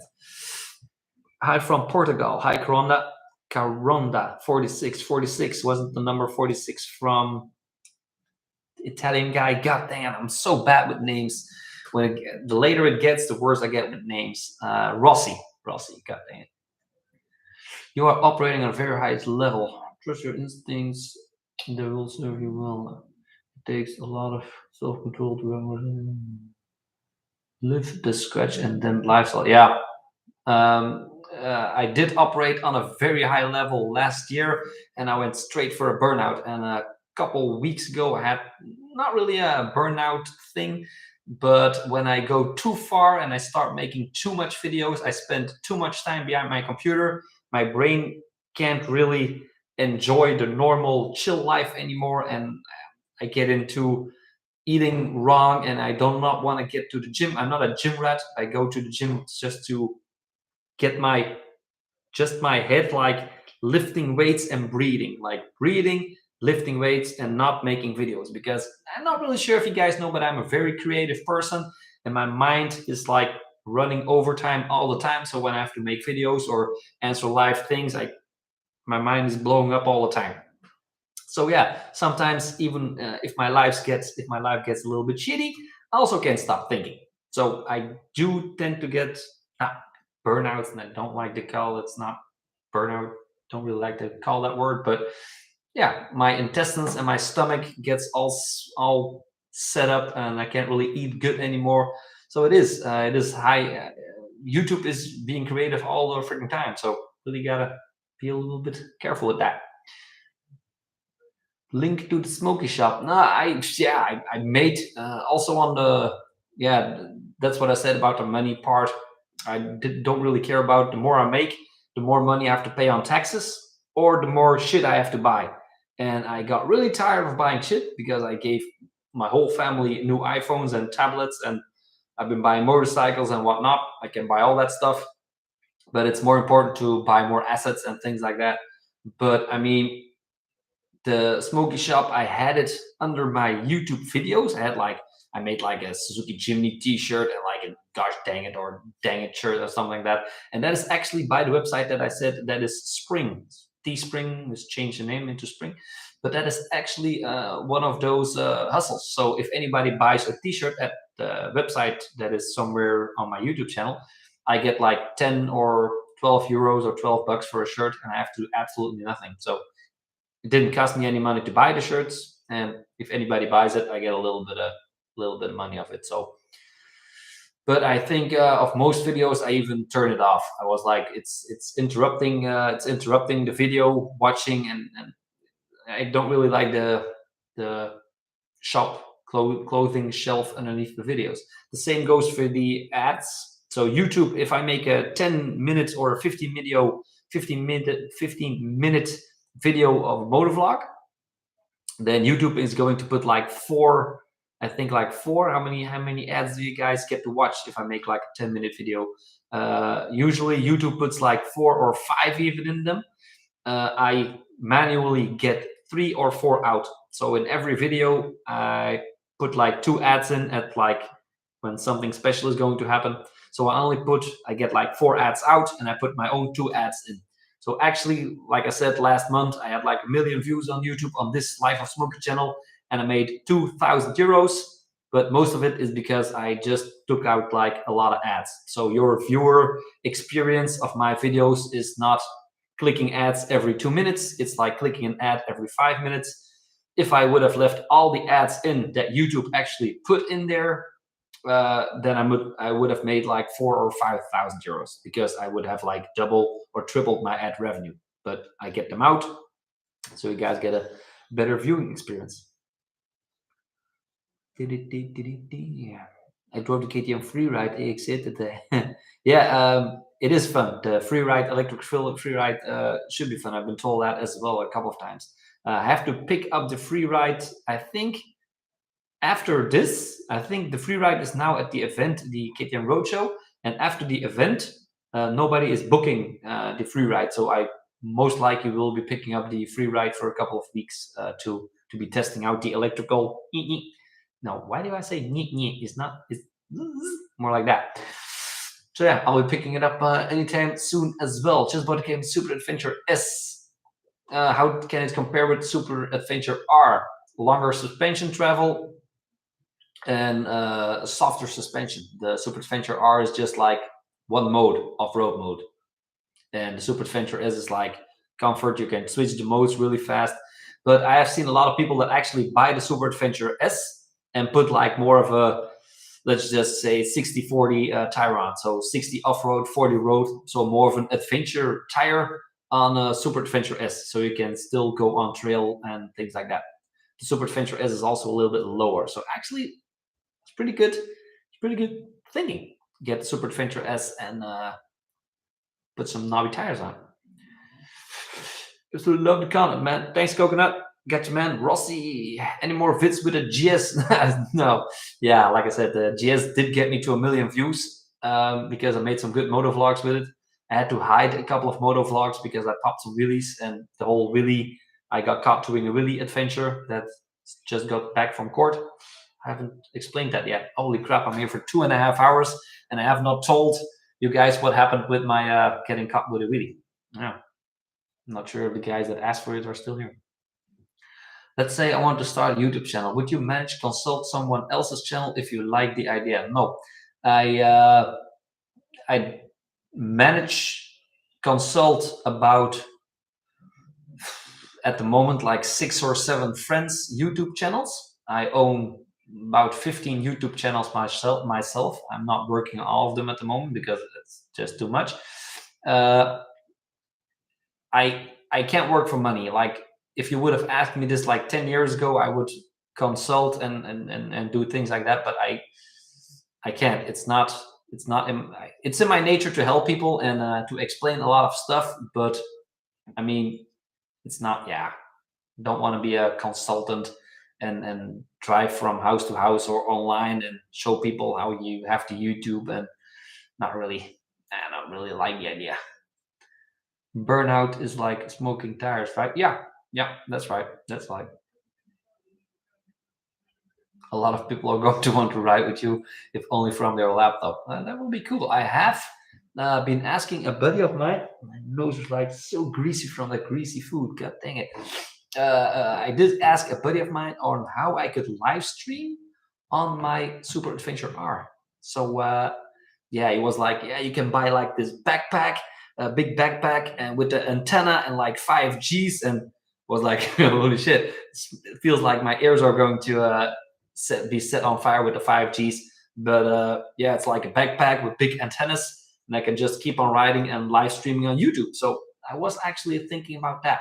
I'm not really sure if you guys want to see everything that goes on live, because 2 days ago when I was out with the Ram TRX in the woods, we found this little car, a little gray car. I'm not lying about this one. A little gray car parked on the side, and we drove up to it, and we saw that little gray car bouncing up and down. I told my buddy, I was like, dude, there's like, yeah, something is going down there. And we came around the corner and we looked in the car, and we just saw this very hairy, it was actually pretty disgusting, a very hairy, ugly man's ass just bouncing up and down. He was like, yeah, having intercourse with a lady in the car, and we came up like really close with the with the Ram TRX, and yeah, we both saw a very hairy, naked, manly butt. So I'm not really sure if the internet is ready for live streams like that. Everything can happen, like getting caught with doing release. God dang it. Any opinion on the rise of the bike life movement? No idea what that is. No idea what that is. Can wait on those videos. It's very cool. Yeah, it is. It is. Hi from Sicilia. Hello, Explorer Adventure Rider. Nice. I've rode here 2,200 kilometers to do the TED track. That is awesome. That is awesome. It's difficult, but my 1290 SAR goes well. Yeah, I do think that the 1290s are good, but if you go into some real treacherous terrain, like really deep mud and really sketchy stuff, you got to be a really good rider, because if you put that 1290 on the side or in some deep mud and you are alone, yeah, it's gonna suck. It's gonna suck pretty hard. It's difficult. Yeah, no, I would love to test your GS. The GS was from BMW. Evert. It's BMW BMW media partner. So if BMW has anything new, they will give me a call and I can come and test it out. Do you pay taxes on t-shirts? No, Brent. It's just you make a t-shirt, you create a link to your shop, you create a link to that t-shirt, you just drop it here and there, and if anybody buys a t-shirt, you just get the profit of the shirt. And you can also set the price of the shirt. So if, for example, Teespring or Spring just wants, I think they want like a good quality t-shirt, they ask like 12 euros, and whatever you ask more for it, you can even ask like 30 or 32 euros, and every time you sell one t-shirt you get like 20 euros profit. So pardon me, and you do not have to pay. Yeah, I mean, if you actually start selling a lot of stuff and you have to put your money in your bank account, you got to start a little business to make it all legal. So yeah, you have to pay taxes on that. Just we love your content. Keep those nice videos coming. Thank you, Gonzalez. Sheesh, that wasn't that the dabbing trend. No man, you turn your live stream on your mobile. Yeah, you can. A mobile stick to your hamlet. It is. Yeah. But I mean, my mobile phone, sometimes when I get really far into the woods, the 4Gs and 5G, the internet connection is just terrible there. So I need an amplifier. So I need a 4G or 5G amplifier. And you have the small ones too. But if you really want to go off grid, where there's like nobody around, not really here in my country, but more to the France side or German side, then you need a big antenna. And those things do cost a lot of money. I get lazy. So my friend was like, yeah, you need this big backpack and antenna and things like that. And he sent me a link. It was like 9,000 or 10,000 euros for a amplifier to live stream anywhere. I was like, that's a little bit of money.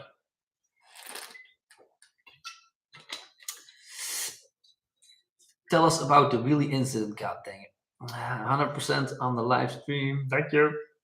Well, BMW, I'm gonna tell you guys a story about the getting caught by the police wheelie in just a second.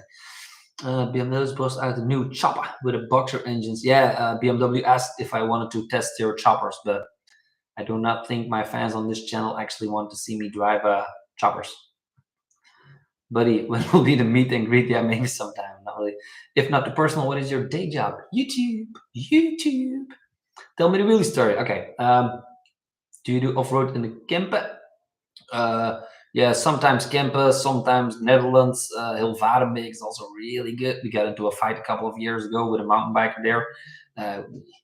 Exchanged some fist fights there. So you got to be a little bit careful over there. Mountain bikers are really aggressive over there, but most of the times it's Netherlands or Ardennes, Luxembourg, that I go for driving.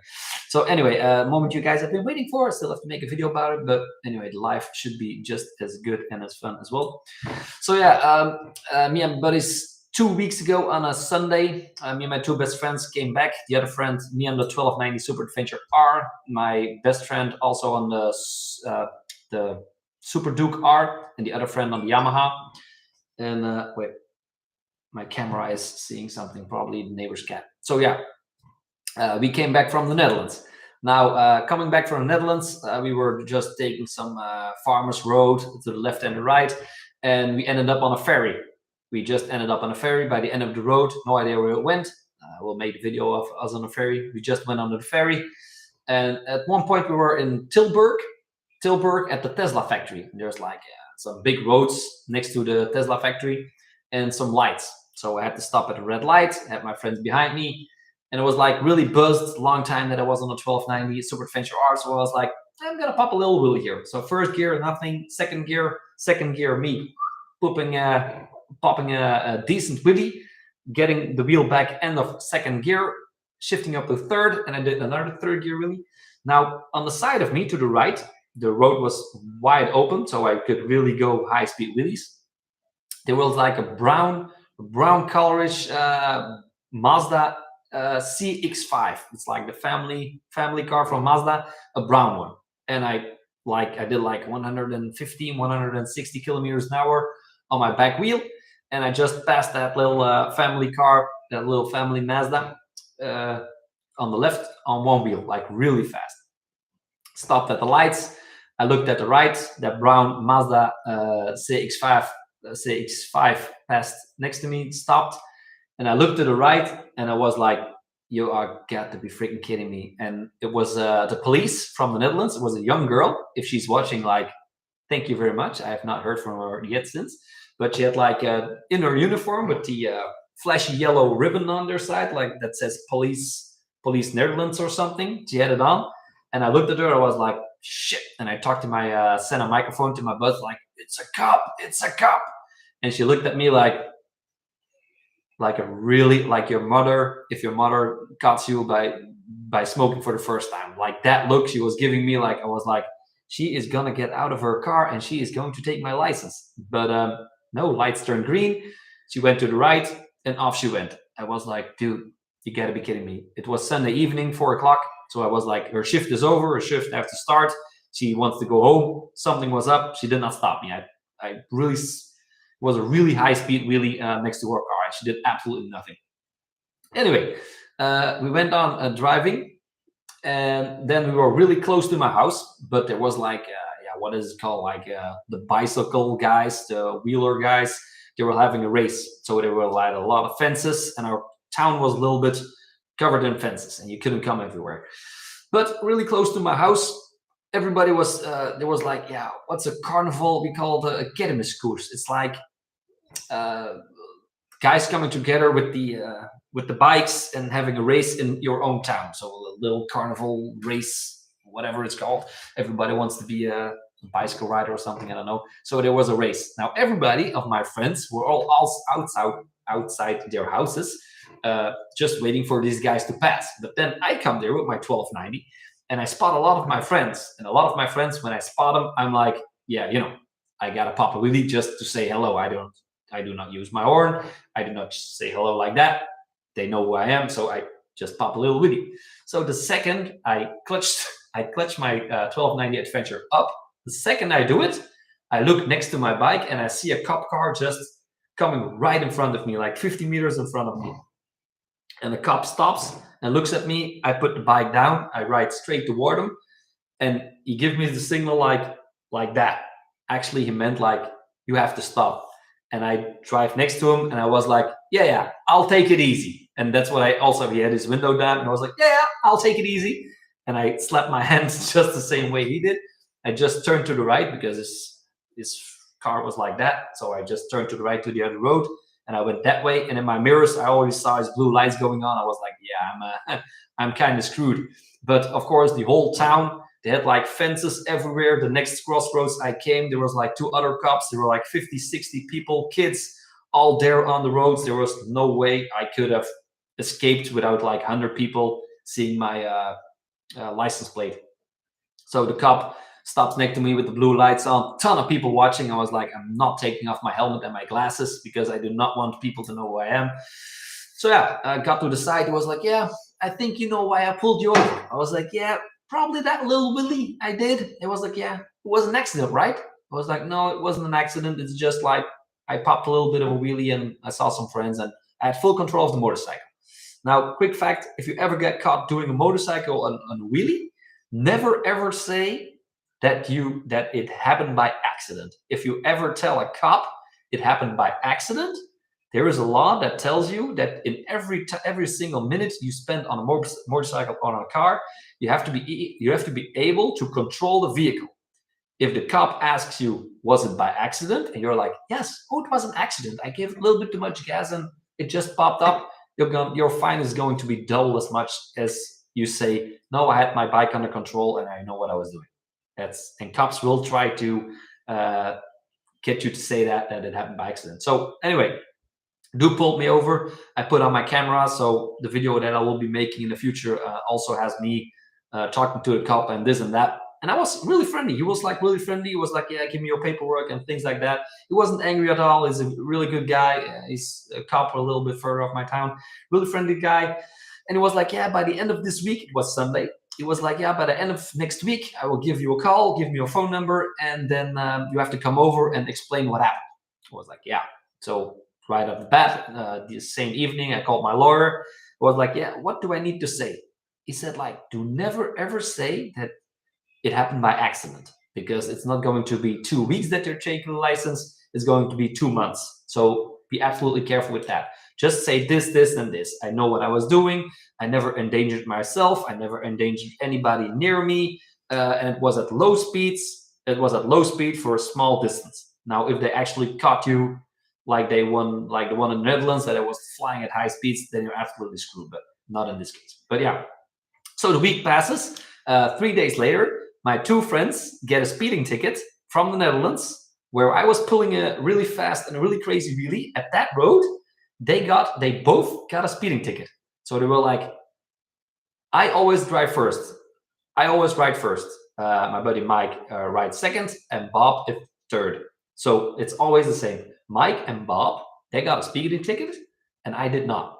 So, or I have been pulling a wheelie so far that my license plate was not on it, or I was riding too fast that the speeding camera couldn't get me or something. But they both got a speeding ticket, and I did not for that day. So that happened 3 days after I got caught. Now, as the week passes on, I was like, dude, he is not calling me. And it was Friday evening. I was like, nothing is happening. I mean, they found out about Life of Smokey channel. They found out about his channel. They're checking all of my YouTube videos, and absolutely screwed. So I got a little paranoid, and I think, what the hell was that? Oh, he's following me. Nice. So I was like, something is up. I got paranoid, like a drug dealer that's gonna get the FBI storming in his room.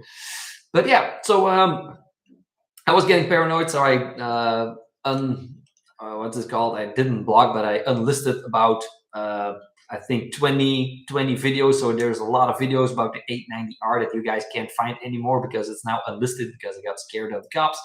And yeah, as the week passes on, I unlisted a lot of videos.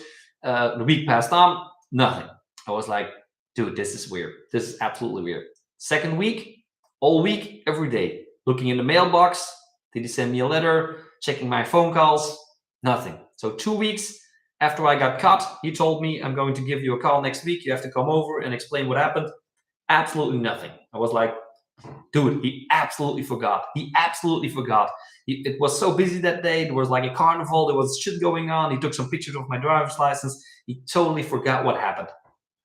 Now, 2 weeks after, on a Sunday, it is open house at the police office.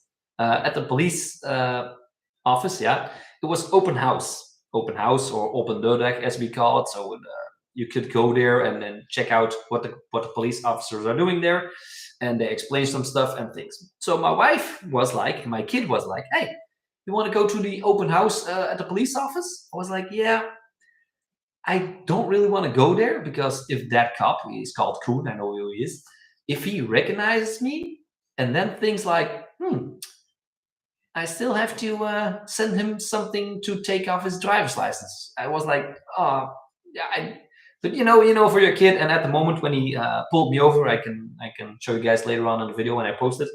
I still had my helmet on, and I had my sunglasses on. So I was like, yeah, I can go to the police office with my normal face, and he would not recognize me. So yeah, I go there, this and that, and I see him coming in his normal clothes. He did not have police clothes on that day. And I see him coming, and he looks at me like, he says hi, and I'm like, So I'm not saying anything, because maybe he recognized my voice 2 weeks later. 2 weeks later, and he stands next to me in row with his own son, and he suddenly looks at me like, looks away, looks back at me like with a little bit of a head tilt, and I look at him like, I was like, dude, I cannot if I say anything, he's going to know it's me from 2 weeks ago. And he look at me again, and I went, oh man, my paranoia, it go totally nuts with that. And then he walks off, and he's like 20 meters away from me, and he's getting a drink at the bar. And then I look at him, and I see from a distance, he's like still looking at me in a really weird way. So I was like, yeah, he recognized me. Something is up here. Something is really wrong. And yeah, 2 days later, I still have the letter here. I gotta make sure I do not have my address on it. But see that?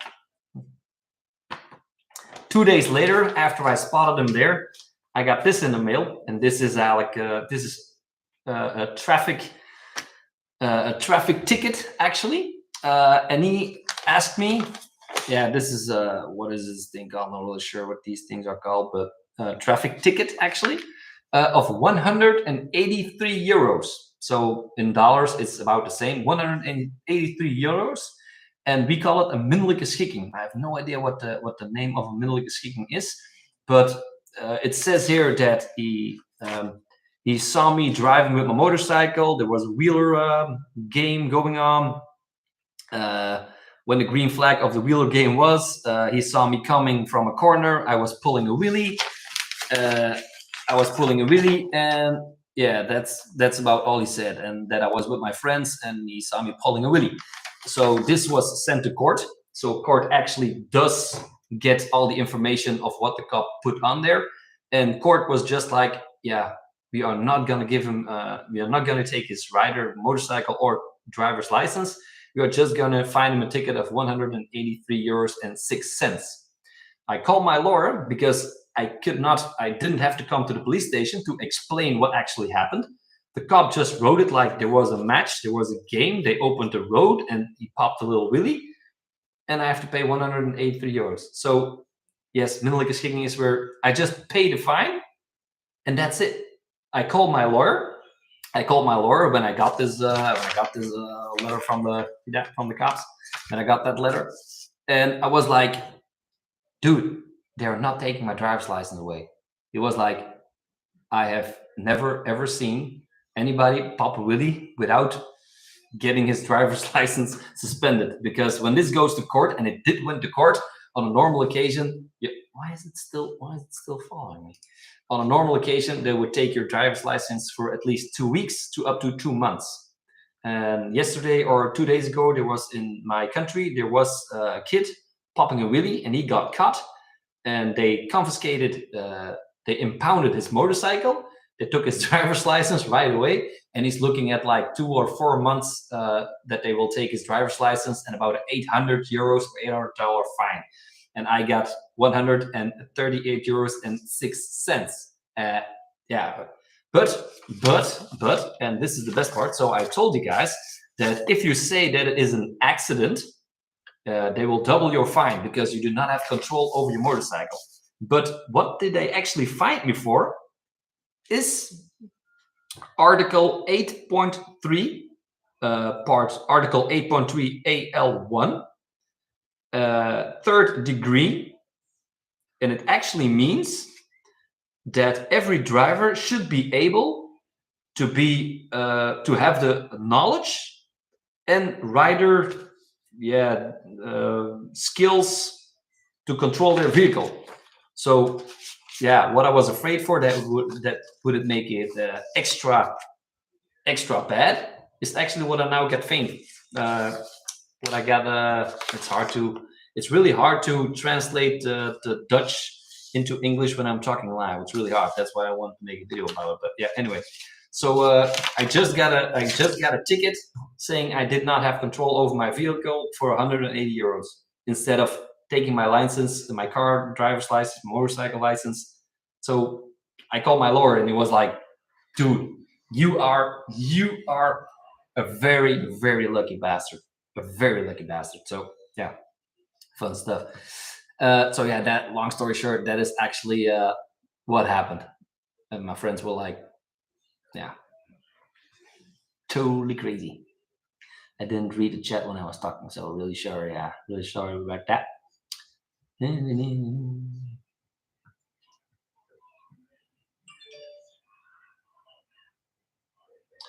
About 12, help me decide about. Yeah, I know. 1290 is awesome.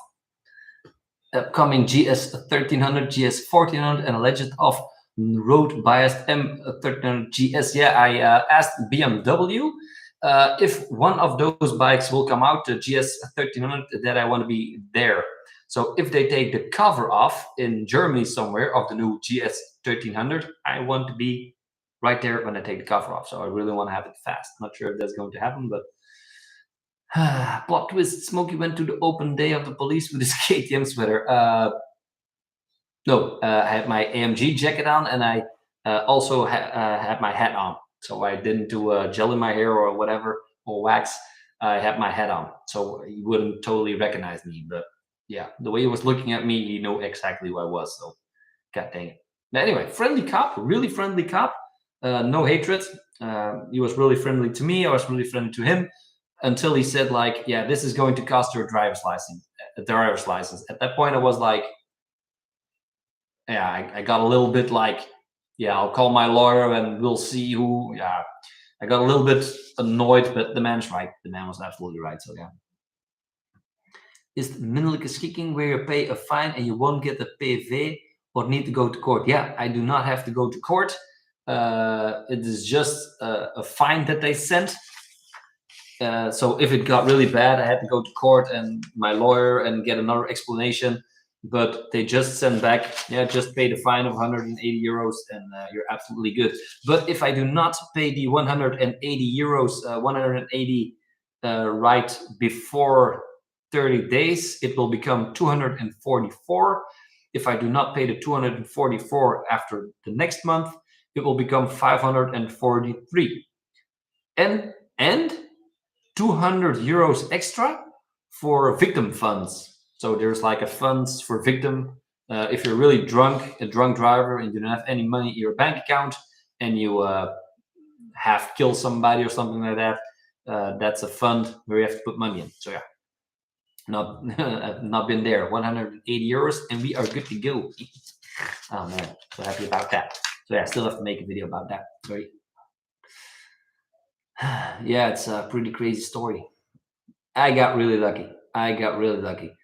Yeah, open and shut case. Yeah, I just told them the truth, what happened, and I'm like, yeah, I didn't tell what happened like literally 5 minutes ago in the Netherlands. That was a lot crazier. But when there's like people on the left and right of the road, you just don't pull like really fast wheelies. I mean, if something happens and your bike skids into your friends and chops off some legs, it's a bad day. It's a bad day. I'm gonna do that.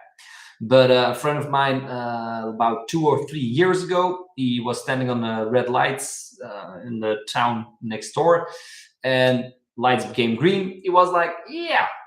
It was like by the end of November. It was like close to the winter. It was like, yeah, last ride. The weather is a little bit good. Last ride before I put it into my shed. He had like a race bike.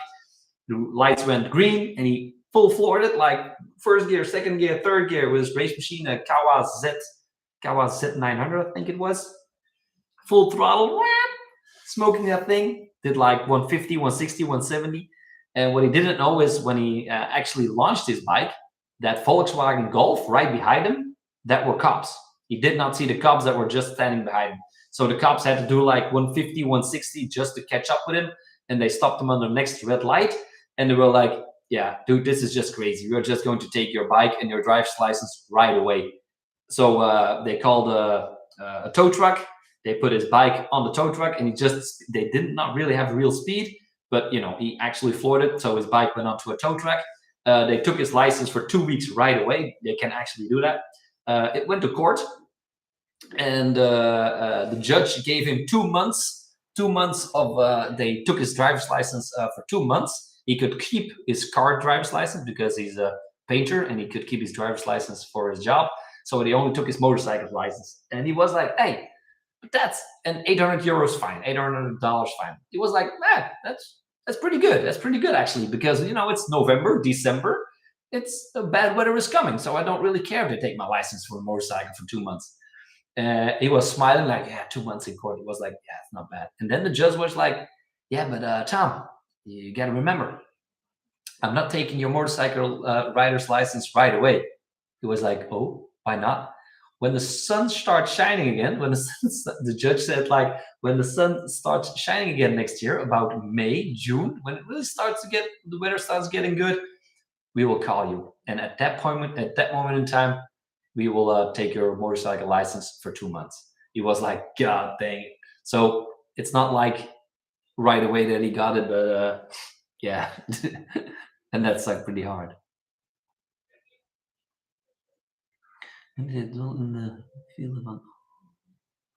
Yeah, he did in a traffic jam, but then the guy that his bike got taken or something and a really hefty fine. It also said that we could see on his rear tire that he did wheelies more often.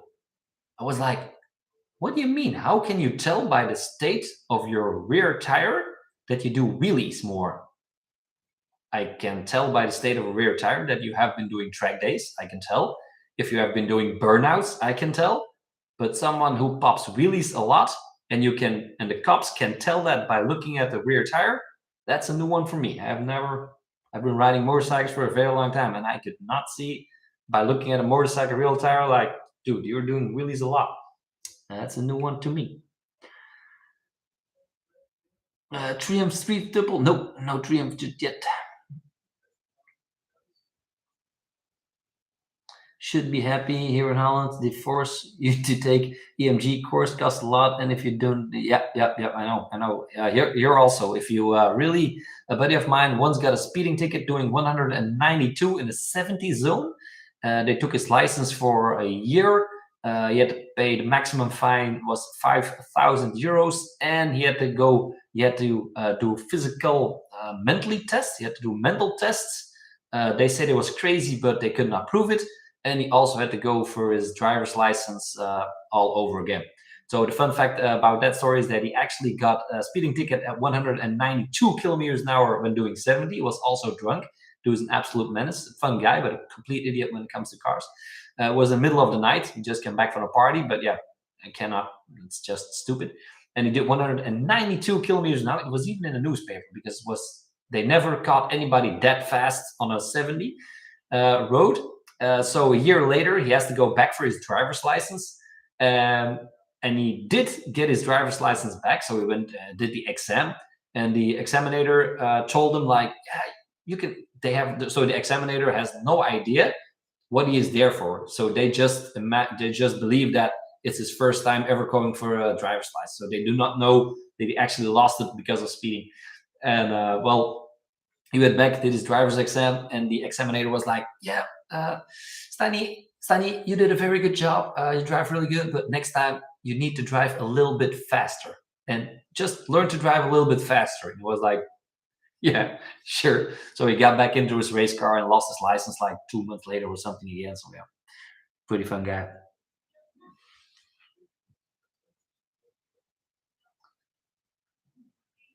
The video about it is making you a lot more money than the ticket cost. Nah, I don't think so. Credit River Closet. Smokey, grab me up. Keep it up. Hey, thanks, mate. Yeah, there is places to open up the throttle and there aren't, but know when it's time and know when it's not time. Yeah, that's the problem. Some people, yeah, most of the time, when I come onto the highway, I do pop really just going onto the highway because the highways are most long times and boring. I pop a little wheelie, but first I always watch to the left. I look to the left, and there's like a lot of cars coming.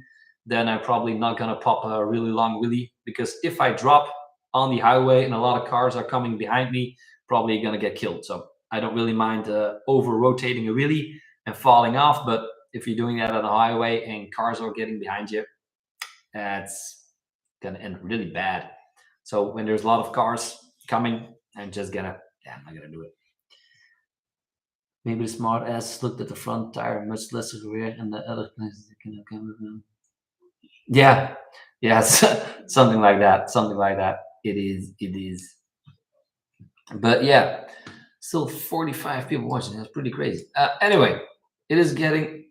Oh, Stuart, no, man, don't give me another donation. I was just going to say that I was going to shut down the live stream and get in front of my TV. I'm watching Bubbles. I'm watching Bubbles from Trailer Park Boys. Do absolutely love Bubbles. I can't shut down the stream. Have a beer 3 hours. Have a beer 3 hours, Kriggy. Yeah, what? What do you mean? Have you been here for 3 hours? No, you can't. Nobody can be here for 3 hours. It's most of the time it's like people coming in and coming out, isn't it? Oh man, god dang. I'm getting so tired. I'm gonna have a good sleep tonight. That is for sure. 3 hours live stream answering questions. Pretty fine. I once got away without paying anything, doing almost 80 in the 30 because the cop car was placed wrong. Yeah. There's there's like a lot of traffic speeding tickets. If you get them and you fight them into regional court, then you're going to lose. But if you take them up to Supreme Court or something, chances are really big that you could win your speeding ticket.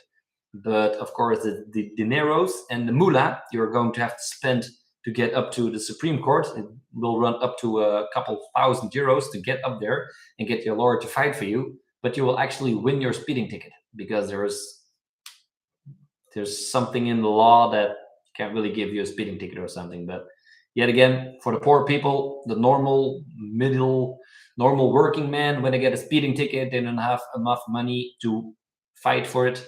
But yeah, rich people again do, and yeah.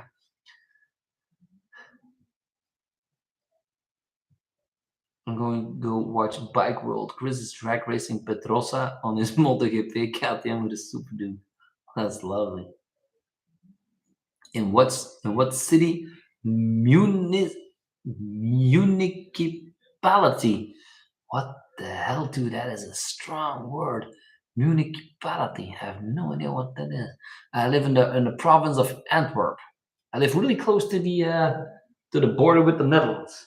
So I'm really close. Just if you take the border, if you take the border with if you take a map from Belgium, we have like three tits. If you take the map, we have like three of those weird bumps.